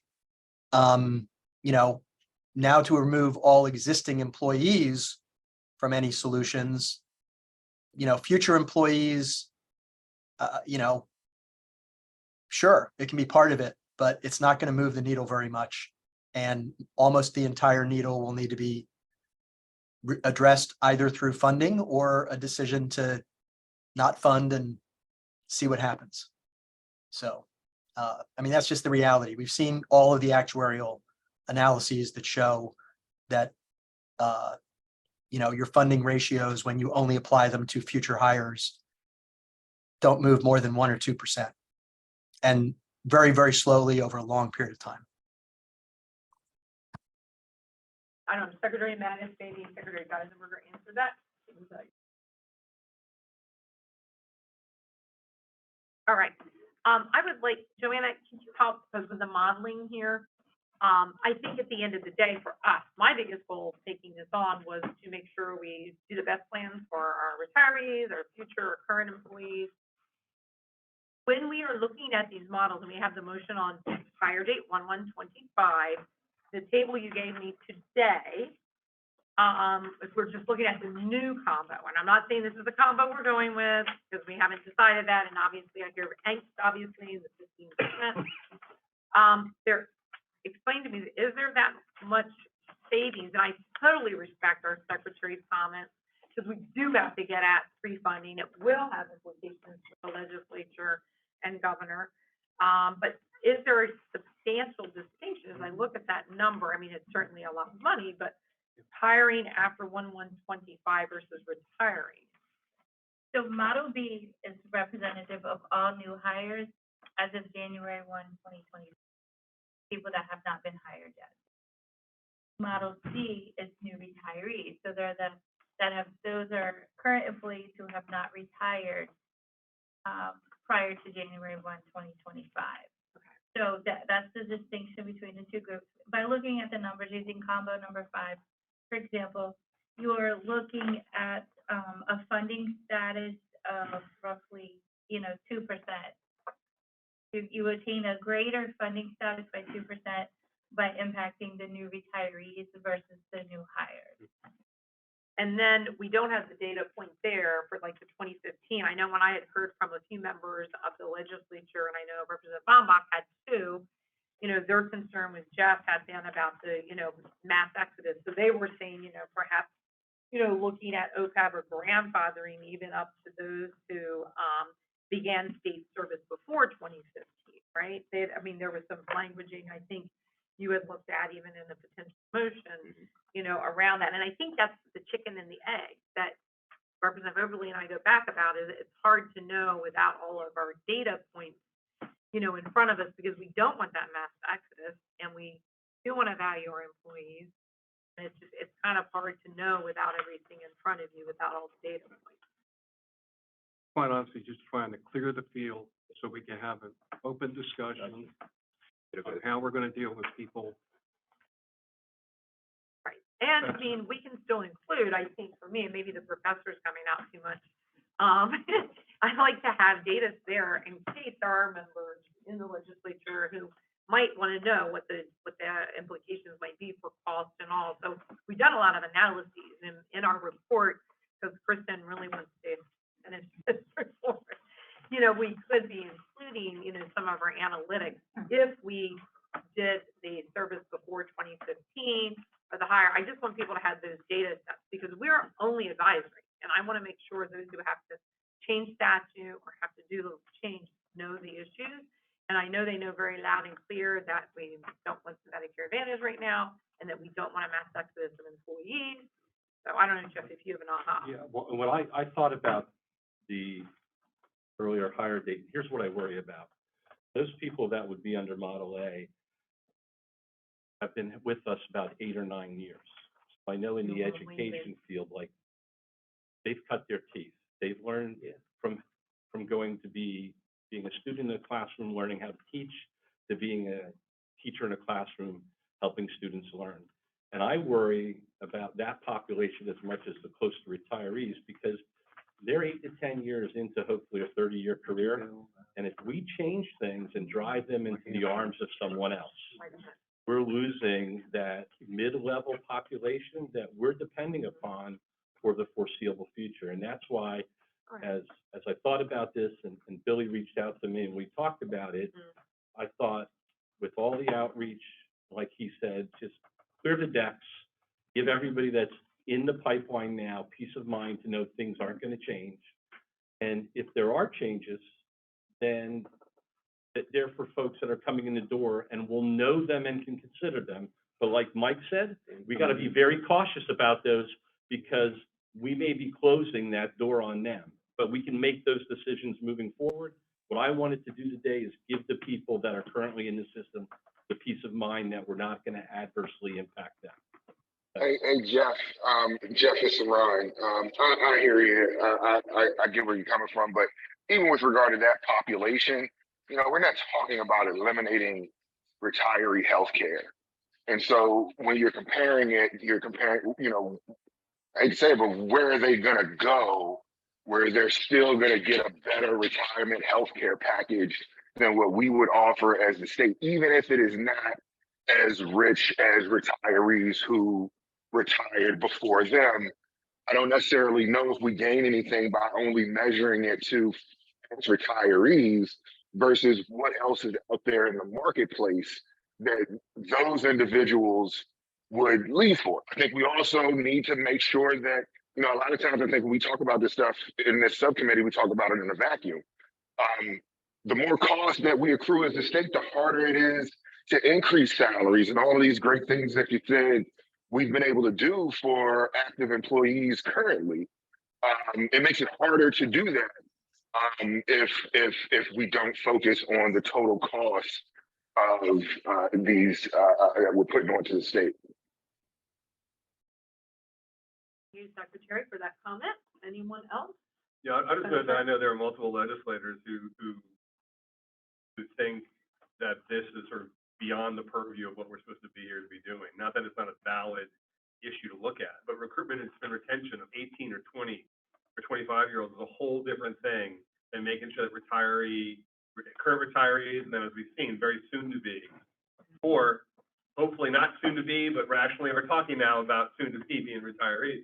I just think it's a whole different area. So I understand the simplicity, and I don't mean that in a negative way. Just let's clear the decks and talk about moving forward. But some of the alphabet soup and some of the numbers I think can easily cause the issue to get lost of what the gains are of having a conversation of how to treat an 18 or 20-year-old or 25-year-old facing some of these forces compared to how to treat a 65 or 68 or 55-year-old. They're just such two different universes, I think. One is a clear moral duty. The other, I think, is more recruitment retention to effectuate important public services. We lump them all together. I think we're losing really important differences in that conversation.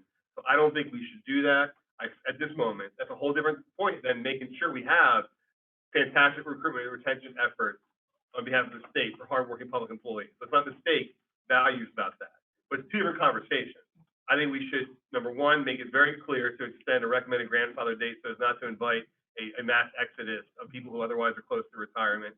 And I would love at some point in these meetings to make sure the focus is on retirees or soon to be retirees. Because I agree with Jeff earlier about the alphabet soup, and I like how you frame your proposal of maybe how to do this for the Plan L and full coverage and all of that. I still want to say what I said earlier, that look, we are not talking about more innovative ways to make sure we're providing better retiree coverage. Like we are not, it's not sufficient to serve these individuals, these Delawareans, by talking about alphabet soup and what number and individual skin in the game might be. If you're not talking about how those healthcare dollars are being spent and how they're not maybe doing best by everybody, you are really not fully serving them. So we've got to get to that conversation too. We should not be using this time to talk about 18 and 20-year-olds, even though I support solid recruitment, retention, salaries, and benefits to effectuate important public programs. Well, if I might, and I won't get on my soapbox, talk about healthcare spend, because that's a whole other. It's a whole other day. But it Whole other shouldn't day. be though, because we're not serving people that's not just the letters. Listen, you know, Jeff and I have been immersed in this subject for over 15 years. 20 years. And we do have a pricing problem in this state. And quite honestly, I doubt we'd even be in this situation if we had addressed it years ago. That being said, to me, we have a moral contract for existing state employees. One of my faults, I think, when I was in the legislature, sometimes I thought too much with my heart, not enough with my head, but I'm thinking with both in this respect. you do not use the term grandfather current employees, you're gonna have a mass exodus. State police, COAD, AFSCME, teachers. That's the practical outcome of it. Again, I come back, we have a moral contract with these people. They came in, they understood what they were gonna have in terms of healthcare benefits when they retired, and I think it is simply wrong to drag that rug out from underneath. I'm not dragging out a rug from someone who's 16 years old right now, it's not even a state employee. So. Well, I don't, you know, I made my We point. have to be, I made my point, But see, Senator. Brian, the 16-year-old. If we can have order, But- it's but 20. just let me address that. The 16-year-old will be hired after 2025. We're just saying anybody who is hired before that, right? So anybody that's working for the state now that's in that pipeline or is working for the state or a public school district by January 21, 2025. Right. The 18, 19-year-old, they're not there yet. And we'll talk about the changes because we're not closing the door by doing this on changes that impact people hired after January 1st, 2025. Right, what I'm saying is that there are 16-year-olds right now who could be in that group. There are people who are not state employees right now. So Bill, I appreciate talking about moral language. I still assert it's a whole different level of moral contract and obligation to a 55 or 58-year-old right now than to an 18-year-old. And I concern a conflating the groups. I think we're not serving either optimally by conflating them. I guess I'm struggling with how this motion impacts the 18-year-old. January 1st, 2025, right? They'll be hired after that. And they'll know what the health insurance is. They'll know whether we're offering. You're using moral obligation language for people who are not even employed by the state right now. No, we're Right? moral obligation to the people who are Who's if someone's hired next week, aren't they covered by the language you're talking about? Yes. But it's Yeah, the cutoff. so there you go, that's what I'm talking about. But we have to we're making a recommendation and we're aligning this recommendation with the one we made before. Right? We made a recommendation based on January 1st, 2025 last time, because number one, we know the Medicare, the retiree healthcare year, the Medicare year runs January 1 through December 31st. And we did it there because of where we currently find ourselves. I don't understand why we would create a different date for this motion and not align it with the one we did before. But we can have that offline conversation. Yeah, Representative Ramon? Can I just refocus on where we are? The issue, and that's why everybody's here today, the issue was what's going on right now is the state of Delaware always paid this, which was okay. Many think maybe not okay, but they gave you these sweet benefits. That was our thing.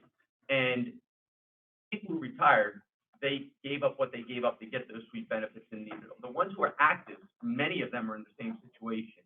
That's why this moral, whatever, those people sacrificed to get the benefits they think they were supposed to be. So does somebody hired tomorrow sacrifice? I don't know, whole different conversation. But the other thing we have to understand is you can't solve this conversation for, well, there's three categories. The retirees, you can give them what we promised them and leave them alone. The currents, you can give them what we promised them and leave them alone, or like maybe the secretary and others are concerned, we have to make a modification with them. Well, if we're going to make a modification on the benefits, we need to pay them more money because they took less money in their mind to get the benefits. So you have that ability to do both, but you can't do one without the other in the conversation. You either leave them alone, or you talk about either a buy-in or a move, to these more expensive. Somebody who's really healthy, maybe they'll say, okay, I'll just take more money and I'll pay the 15% on my health because I don't do anything. You give them two options potentially, the currents, and then the newbies. You get in a world where we fix all the ASME, for God's sake. People are getting pennies to sit out there and get cars. You got police getting destroyed to do their job. You got nurses that we can't get at the Delaware State Hospital because of what we pay. We got people going to be prison guards for 2 years using us as an in so they can go become a police officer. We are being used in so many ways as our state because we don't have the right package. We need to pay more. And in that next group, maybe we're paying them more. We have to regroup. When I was on JFC, 5, 6, 7 years ago, with Melanie, we specifically were going to go through an analysis to see how competitive we were with all these areas to be able to get employees. My sister teaches in Maryland. because she gets more money, you know, all those things. We got a bigger problem than just this. But if we're going to address this problem, the way we're going to address it, and we're not going to talk about the money side of it, you got to leave the people who are working for this state, keep honoring what you promised them until you make a monetary offer to enable to motivate them to go to the right area. It's that simple. Leave the retirees alone, you take the currents, you either leave them alone if they want to be left alone, maybe they got pre-existing, or you give them a buy-in to a higher premium. They pay a 15%, 20%, 25%, but they get a bang on their check somehow. Simple. And then that newbies, you set up a new system where you can give more money and be competitive. Because what happens is, first of all, you're talking about the kids who were 13 to 25, or let's say 15 to 25, who used to have to, you know, when they turned 18, get benefits because they're off their parents. Now they get all the way to 25. They don't need the benefits. So suddenly we're not very competitive with just our pay if you take off the benefit perk. So you give those kids the opportunity to make more money, but maybe less benefits for a while, and then they can always flip back and forth, whatever they want to do. We need to, this is a bigger issue. We cannot solve all the problems just talking about this. And if we're only talking about this, you leave the retirees alone, you leave the currents alone, and you make a new one for the new. All right. And reminder of time, I can stay a little bit later for public comment. I don't know how many other people can stay. We have a motion before us, obviously, and if it's still to the motion. All the questions. Okay. Okay, so for now, okay, so, and this, if you want to repeat for moving forward, my thought would be for analytics, you still have, the analytics have been done to this date, for, the hire dates of 1/1/2015, hire after 1/1/25, and retire after 1/1/25. We have those analytics. All right. I can repeat it, or I gave it to Faith. I think you might want to say it again. Okay. It doesn't Loudly. cover- Yeah. I'll let Faith read it out. read it. All right, let me locate it. Okay. Mr. Oberle's motion is move that any changes to plan design, eligibility requirements, or contribution share percentage be limited to those employees hired on or after January 1, 2020.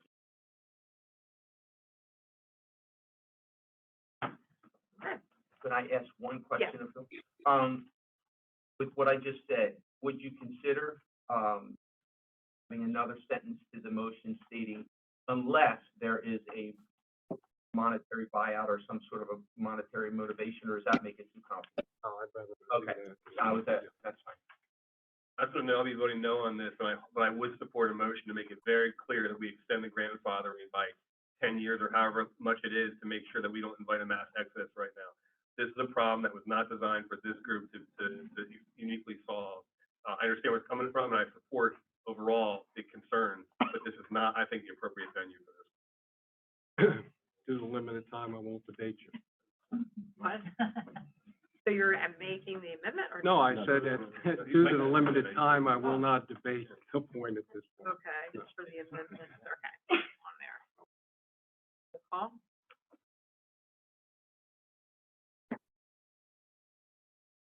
So I'll start with Director Cade.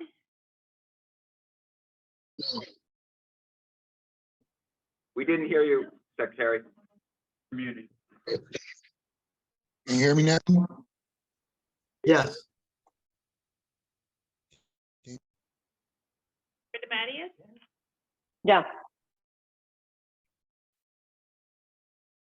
Commissioner Navarro? Do they know what the motion?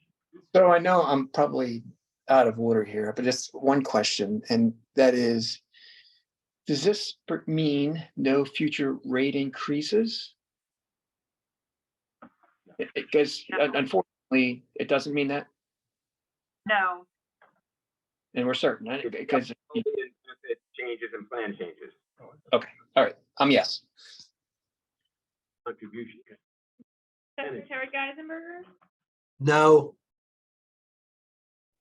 And I don't know if you heard Saran, but he had texted me no. I know. Yeah, no. Can you hear me? We'll go back before the roll call. Thank you.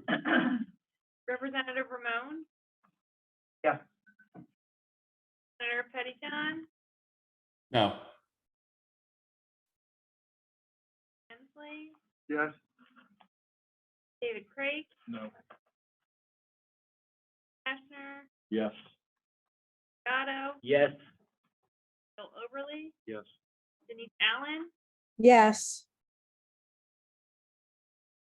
We'll do Director Kate again, just to No. Representative Bomback, Yes. Senator Townsend. No.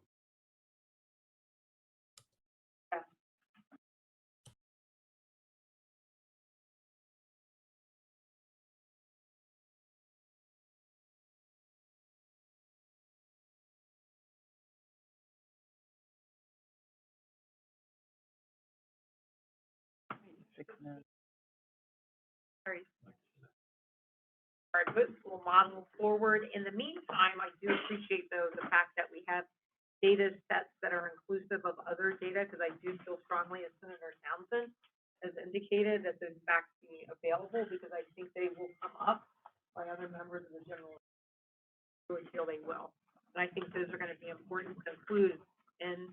So again, Joanna, you don't get off easy. I still think it's important that we have those data, because I really do feel strongly you're going to have those questions and have a comprehensive report. We should have data in there. Most of it. Okay. All right. Continue on, Joanna, with some of the other items. And please, we'll go to public comment. We can. I'm sorry, what was the vote on the last resolution? It carried forward. It carried forward. 9 yes, 6. 9 to 6. Okay, thank you. For the understanding, data analyses will still continue though with the breakout, because I think strongly people will want that. We can adjourn our agenda from here and go to public comment. We will have to decide, you know, if we want to add it, if we're going to need to have another meeting or not.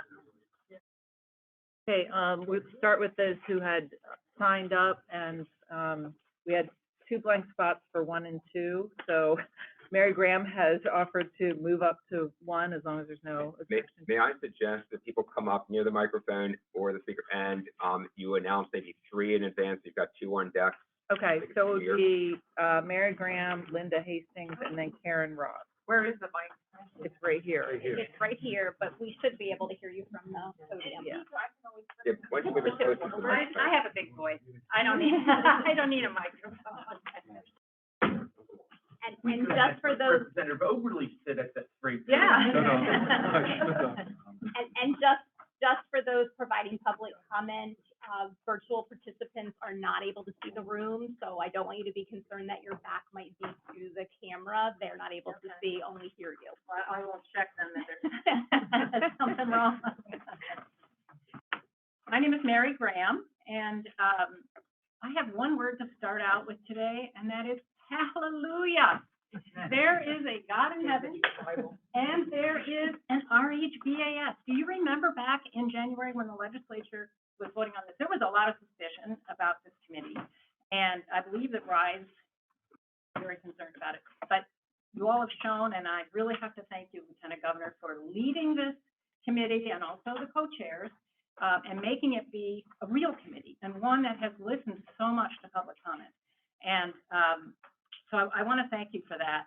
And I want to say something, Senator Townsend. You know, I think the chances that Medicare Advantage can somehow get reborn as something good, I mean, that's like thinking that a unicorn is going to actually come to life. And with all due respect, and I think you can appreciate this of all people, one, the fundamental structure is not going to change. It's set. And that structure is that this company gets paid out of the trust fund. That's the only way they're going to get paid, unless they charge premiums off the chart. And of course, we know how they profit. But so importantly, think about this: there's no accountability. They're not. You can't sue them. They don't take a Hippocratic oath. There's nothing that can be done when they mess up your health care. And I'm sure the Trial Lawyers Association would support adding that. But right now, we do not have accountability from them. Really importantly for this committee today, I'm so glad that you are tackling transparency. You know, it's very frustrating having been involved in this lawsuit for not quite a year, all about transparency. And as far as I can tell from that meeting of the SEBC on Monday, there have been no changes, none. They They don't have to listen to people. They just go ahead and they do whatever they're gonna do. So thank you for tackling that. And whether or not it's technically in this bill, I don't know, but it's needed. It's the only way for us to get through. And importantly, you know, there's the duty to communicate. You all might not realize this, but in the litigation, position of the state, that Secretary of Human Resources, while having a duty to communicate with employees about their benefits, has none to retirees. Nobody has a duty to communicate with retirees. So think about that when you're thinking about what you are doing as a committee and the transparency of the Senator Townsend, I just want to add one small thing. Thank you. I'm so glad you read that Elderhood book. The reason I think it's relevant and the reason I brought it up originally was in response to Secretary DeMatteis's frequent comment that, hey, all of the retirees, those 30-year-olds, they're dealing with prior authorization.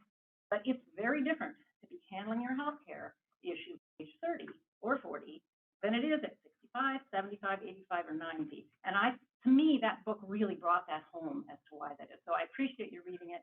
And thank you to all of you. I wish I could thank all of you and acknowledge you all in this meeting, but there isn't time, so I'll just have to say thank you.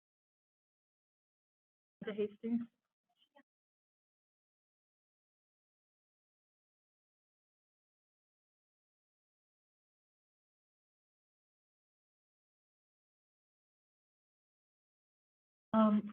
Thanks, and thanks for the votes that you've taken today. You know, in attending via electronically the SEBC meeting on Monday, it was just appalling to see their RFP requested scope of service to include so much about Medicare Advantage. Again, there's even more here than there was in the last RFP that were produced, that Medicare Advantage contract. It's like they didn't learn anything. There's been several no confidence votes, first from us retirees, then from the Superior Court, then from the legislature in passing Senate Bill 29. It's like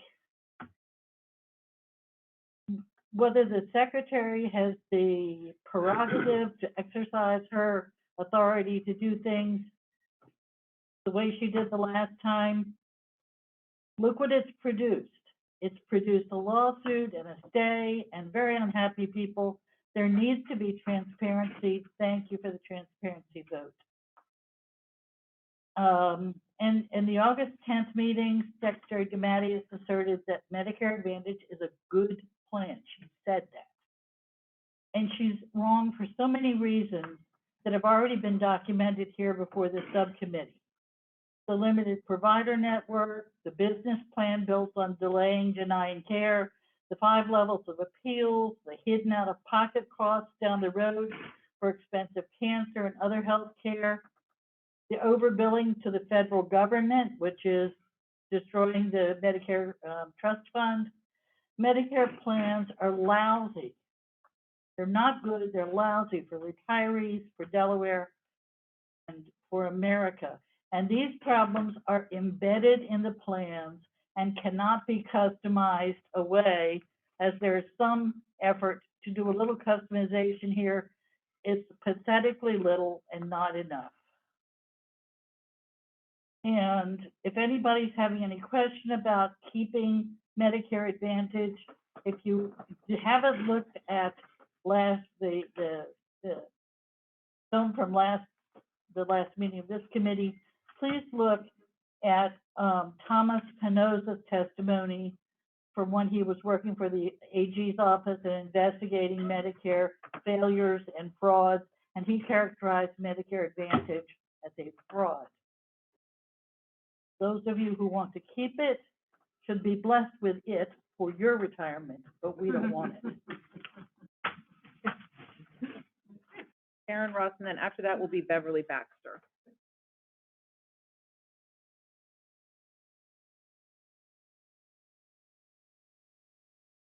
Good afternoon. I'm Karen Schilling-Ross. I'm a retired school teacher. I assure you I'm going to follow my husband's advice and not go on a teacher tirade. as I used to do, and my students didn't live up to my expectations. I appreciate Representative Ramon's remarks about building trust again. There was a time, not all that long ago, and some of the representatives and senators here can attest to it, where we had something called the Delaware Way. You know, after each election, went to Georgetown, we buried the hatchet, and both parties went back to Dover, rolled up their sleeves, and did what was best for the citizens of Delaware.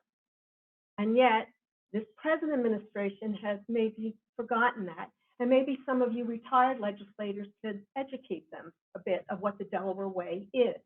The Delaware Way is that we work together. I was amazed last July, when I received a letter that suddenly my health plan had been switched to Advantage. My husband heard me scream all the way up the stairs. He thought I saw a snake. And I told him, no, the snake is in the envelope here. You know, I knew Advantage was a rotten plan. You know, I did my homework long before what Advantage was. And the truth of the matter is, the only advantage in Delaware's plan was the advantage that Christiana Care, the state of Delaware, the only advantage was to Christiana Care, state of Delaware, and Advantage. They get to split the profits on what they save by denying us service or making us go through endless pre-authorizations where you suddenly either get tired or die. So I'm asking that we go back. You know, honor that promise that you made to me. As many of us retired, we took and planned carefully with our money and our resources because we thought we were going to be taken care of with our health benefits. If Advantage hadn't been stopped in this place, and God bless Rise, my husband and I were looking to put out of pocket close to $5,000 a year to have the same plan that we have with Medifil. We were prepared to pay that. Many state retirees are not equipped to pay that. Keep the promise you made, and I want the promise of my Medifil. That's the Delaware Way. You keep your promises. Thank you. I'm sorry, I did start off on a tirade. I apologize, and thank you, committee members, for all your hard work. And I hope I served on committees too. God so loved the world, though he didn't send a committee, but I'm hoping that your recommendations are respected and accepted. Thank you.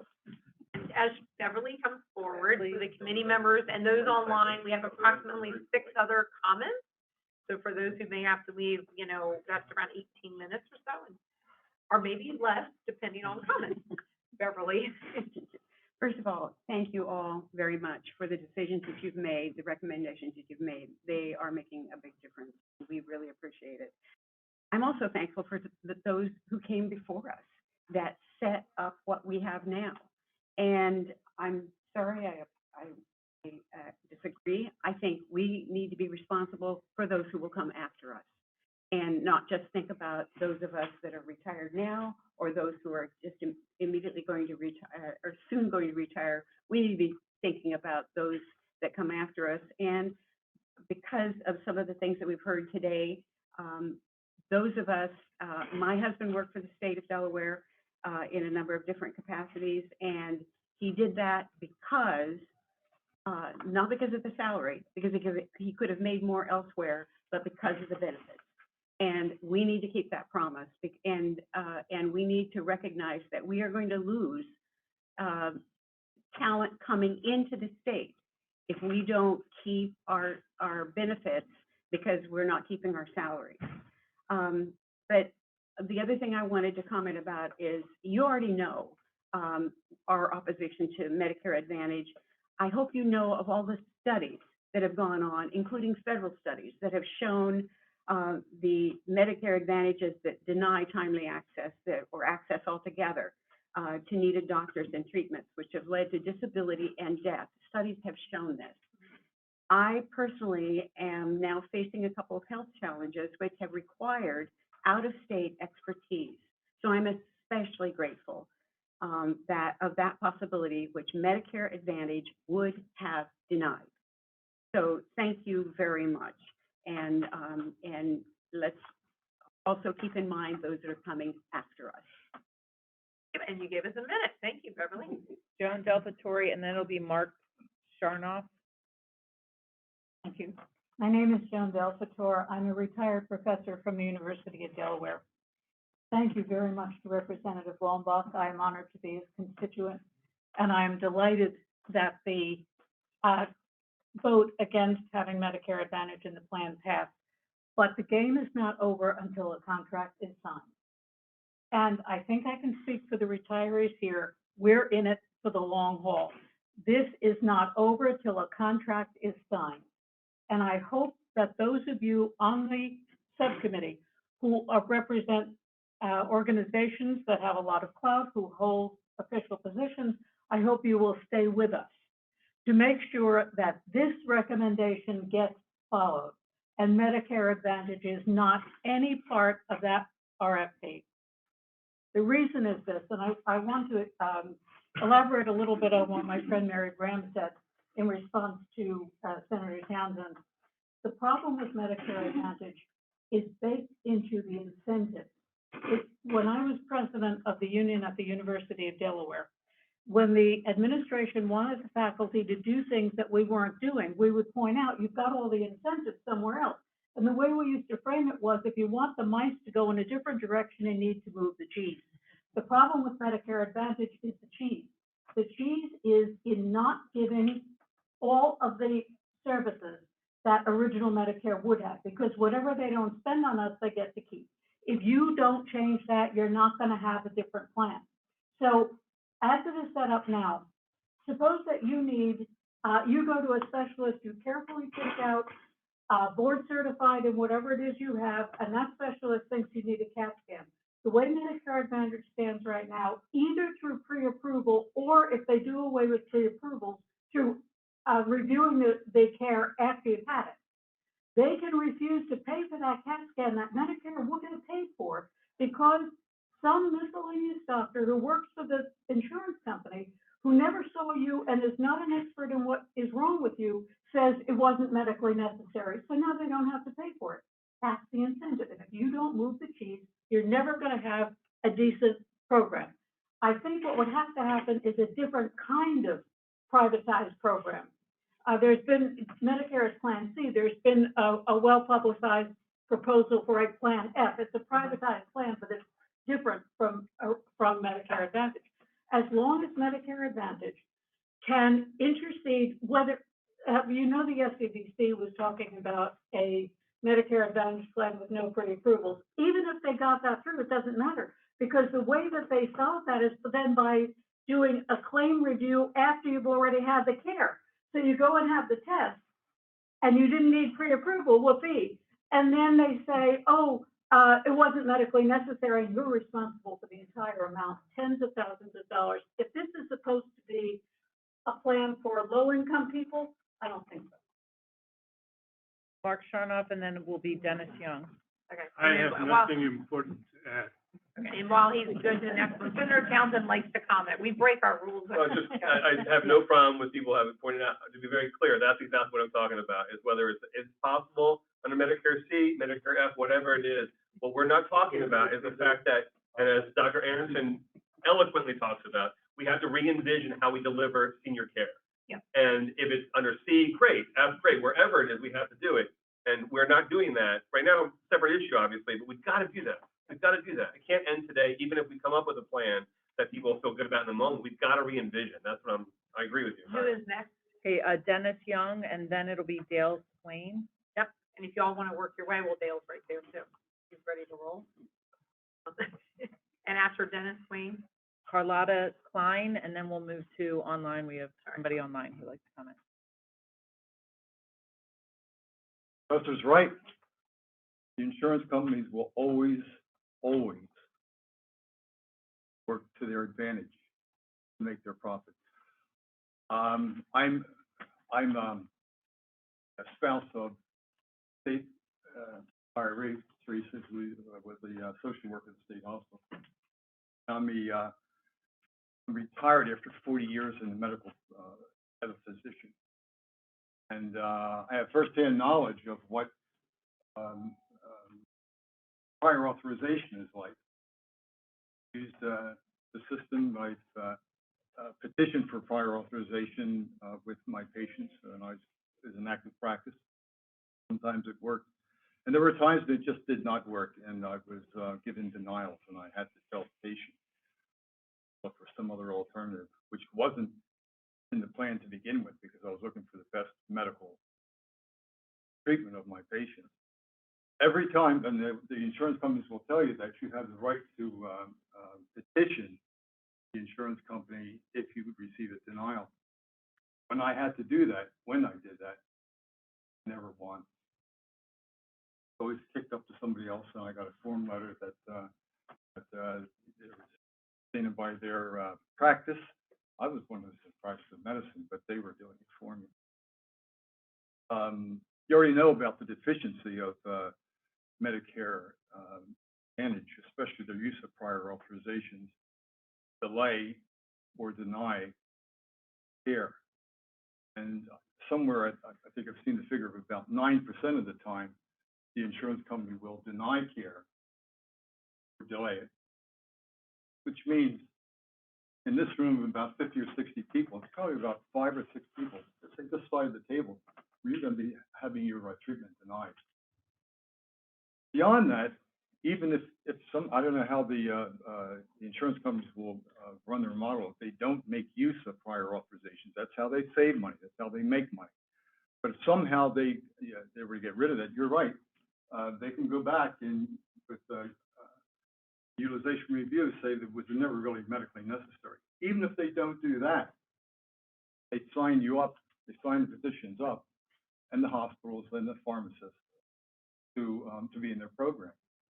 And what they can do is to deny you being on their program list. At one point for a few years, I was an independent medical examiner for an insurance company. And they would send me patients for my independent review to see if they really deserved to have disability benefits. 90% of the time I found for the patient, and that's the direction. I didn't make the decision that they would get the benefit.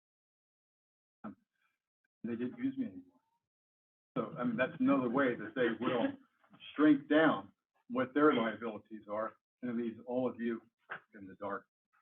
So I want to thank you for the hard work that you obviously have been putting in, and second the motion too that have to keep up with this, because they will find a way.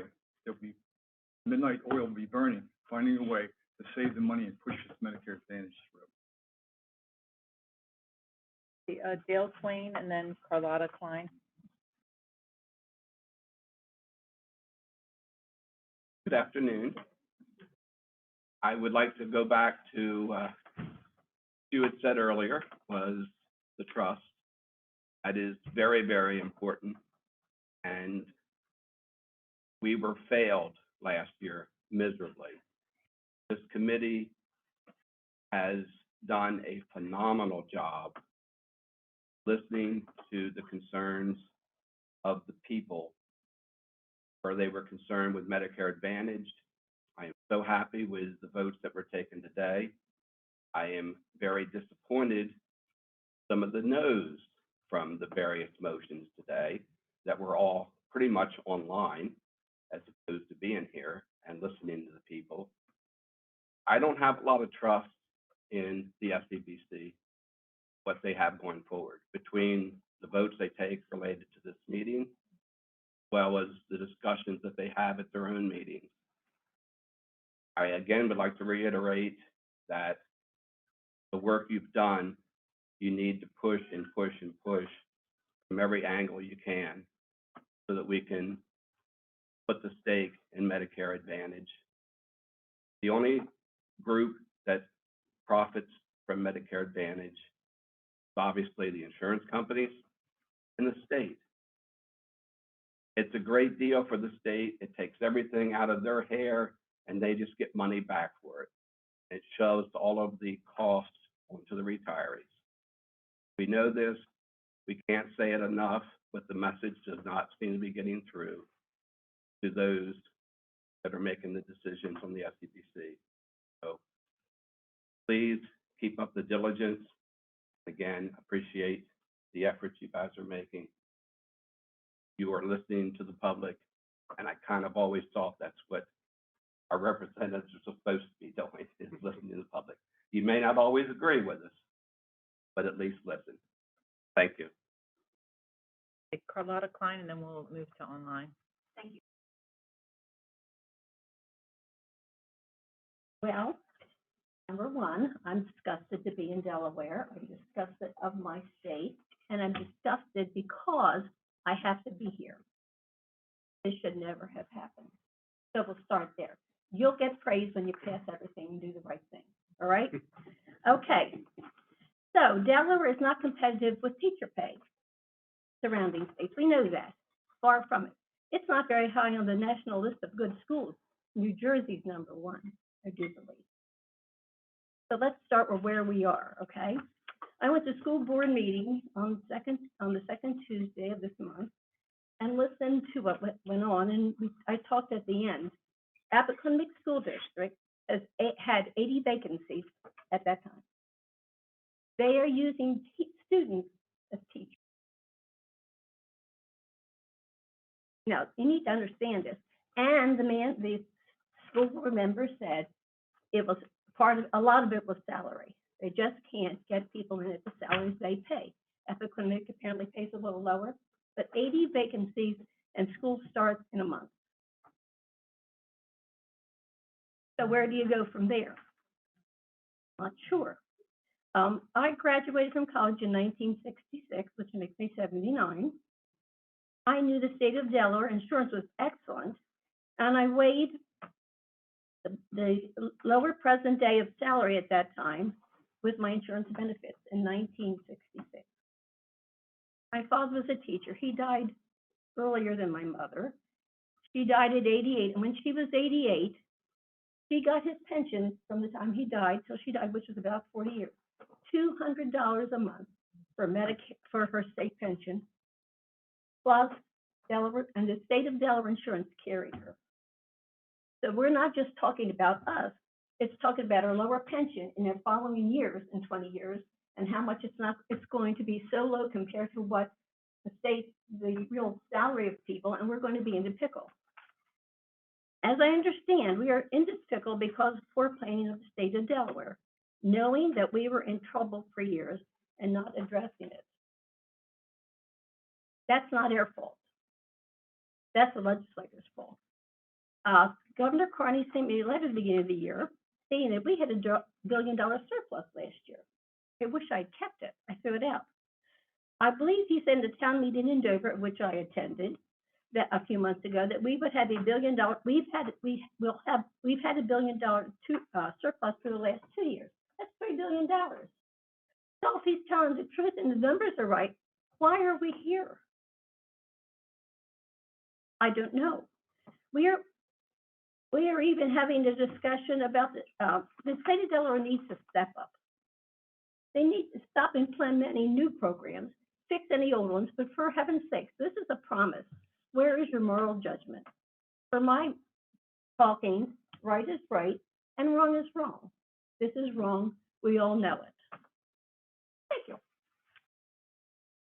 Okay, we're going to move to online, and the first person, it's a phone number, so we'll need you to say your name. Is it Tom Pledgey? Can you confirm? Can you hear me, Lieutenant Governor? Yes. Okay. Yes. 2 weeks ago, you and I were in the same room together for the previous meeting of this committee.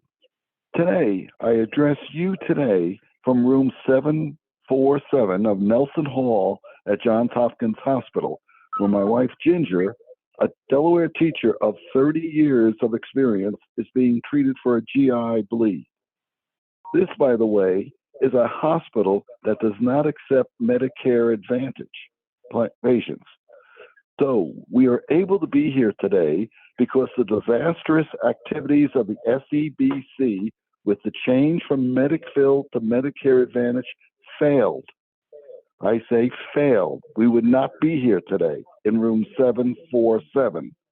Retirees have absolutely no trust in the current SEBC leadership. That's Rents, that's Dematis, that's Cade. We have absolutely no trust in these people. And let's throw Rick Geisenberger in there too. If he was such a sharp financial projectionist, he wouldn't be working for the state for 150 grand a year. He'd be working for Goldman Sachs at 1.5 million. I want to thank Representative Bombach for your proposals and the fine work that the folks have done on the committee. I want to thank the parties to the litigation that skillfully stopped the administration from making a disastrous mistake. Yesterday at 10 o'clock in the morning, my wife and her doctor here at Hopkins decided to utilize a new technology to identify where a GI bleed is occurring. And Madam Lieutenant Governor, you know about the CAM pill. Without any need for prior approval, the pill was digested at 2:30 p.m. in the afternoon, and the results were available this morning. It will not take a 3 to 5 day prior approval by Highmark of Delaware, and it did not include an 8% rejection factor. The doctor and the patient made a decision as to the best course of study and implemented it. Prior approvals by a profit-making insurance company is the only way that Medicare Advantage works. We thank the committee for all of your work. We hope you will not allow the administration to make a mockery of your work. The example, what's the difference between a 0.85 and a 0.87 50 years out from now or 30 years out from now? Again, if anyone could guess what was going to happen 50 years out from now, they're not working for the government for 150 grand. So there are very skillful bean counters and manipulators, and you can hear it going on now. The idea that the last 2 RFPs for MedicFill were for 3 years with 2 years of extensions possible, it gets whittled down to a 2-year plan. Why go to a 2-year plan? Why can't you do what you did in the past? Again, I wish to thank you all from room 747 of Nelson Hall at Johns Hopkins Hospital, because the goal of the administration is to make sure that there's never another state retiree in this room. That's a terrible legacy for the SEBC to leave us with. When I was a division director, every day I went to work to improve the services provided to my clients and to help my employees. The SEBC has been a total disaster. Thank you for your time, and I'll let you know what's happening in a couple of weeks. The best to you, sir, and to your wife. Okay, our last speaker is Steve LePage. Steve, are you there? Yes, can you hear me? I would just like to say to this committee that I've dealt with a lot of things, a lot of meetings, and this committee is by far the best for its engagement with the public and its openness and its transparency. I have sat in on other government meetings where they do have, public comment, but I don't have the feeling that any public comment is taken to heart and taken back and looked at and discussed as I do with this committee. I was viewing the SEBC committee meeting, the last one, and there was I think it was a Red Clay school teacher on there talking about, talking people off the ledge from leaving the state and everything else. But he couldn't attend normal meetings because he's working. And I spoke up at the SEBC meeting as well, and I stated that, you know, I made this recommendation before, and I'll make it again, and I'll make it to you guys because you guys are all legislators, and maybe you could include this in Delaware code. But I'm an IT guy. I had over 20 years in IT. I did attain Microsoft certification for systems engineer. And I know that, you know, to render the video today doesn't really take a lot of effort anymore than it used to.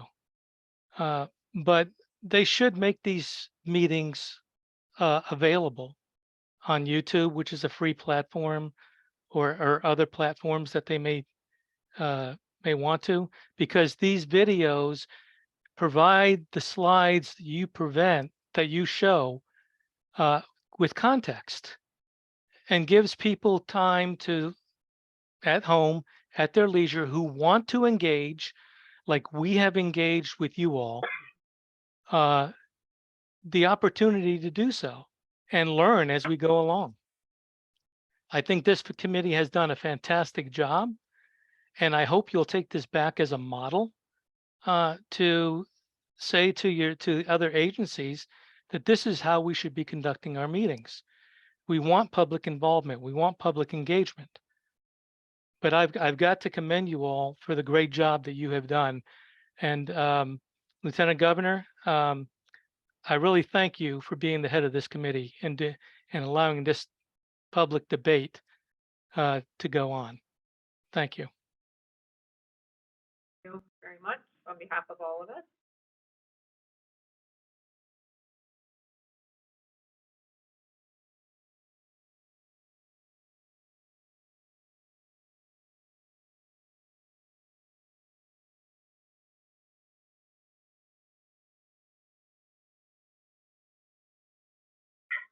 That was it. That was me, I did that. Okay. Motion to the bathroom? Is that what you said? Okay, Disabled do one. person. Spoken as a nurse. We have a motion to adjourn. Do I have a second? Okay, thank you all. We will get to our items. If we need to add a meeting, we will do so at the next meeting, September the 8th, correct? Correct. They have to add a date. We'll Google in advance.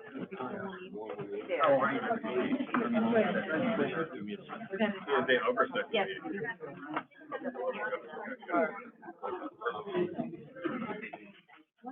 I'll take it back. Oh my God. You remember the name.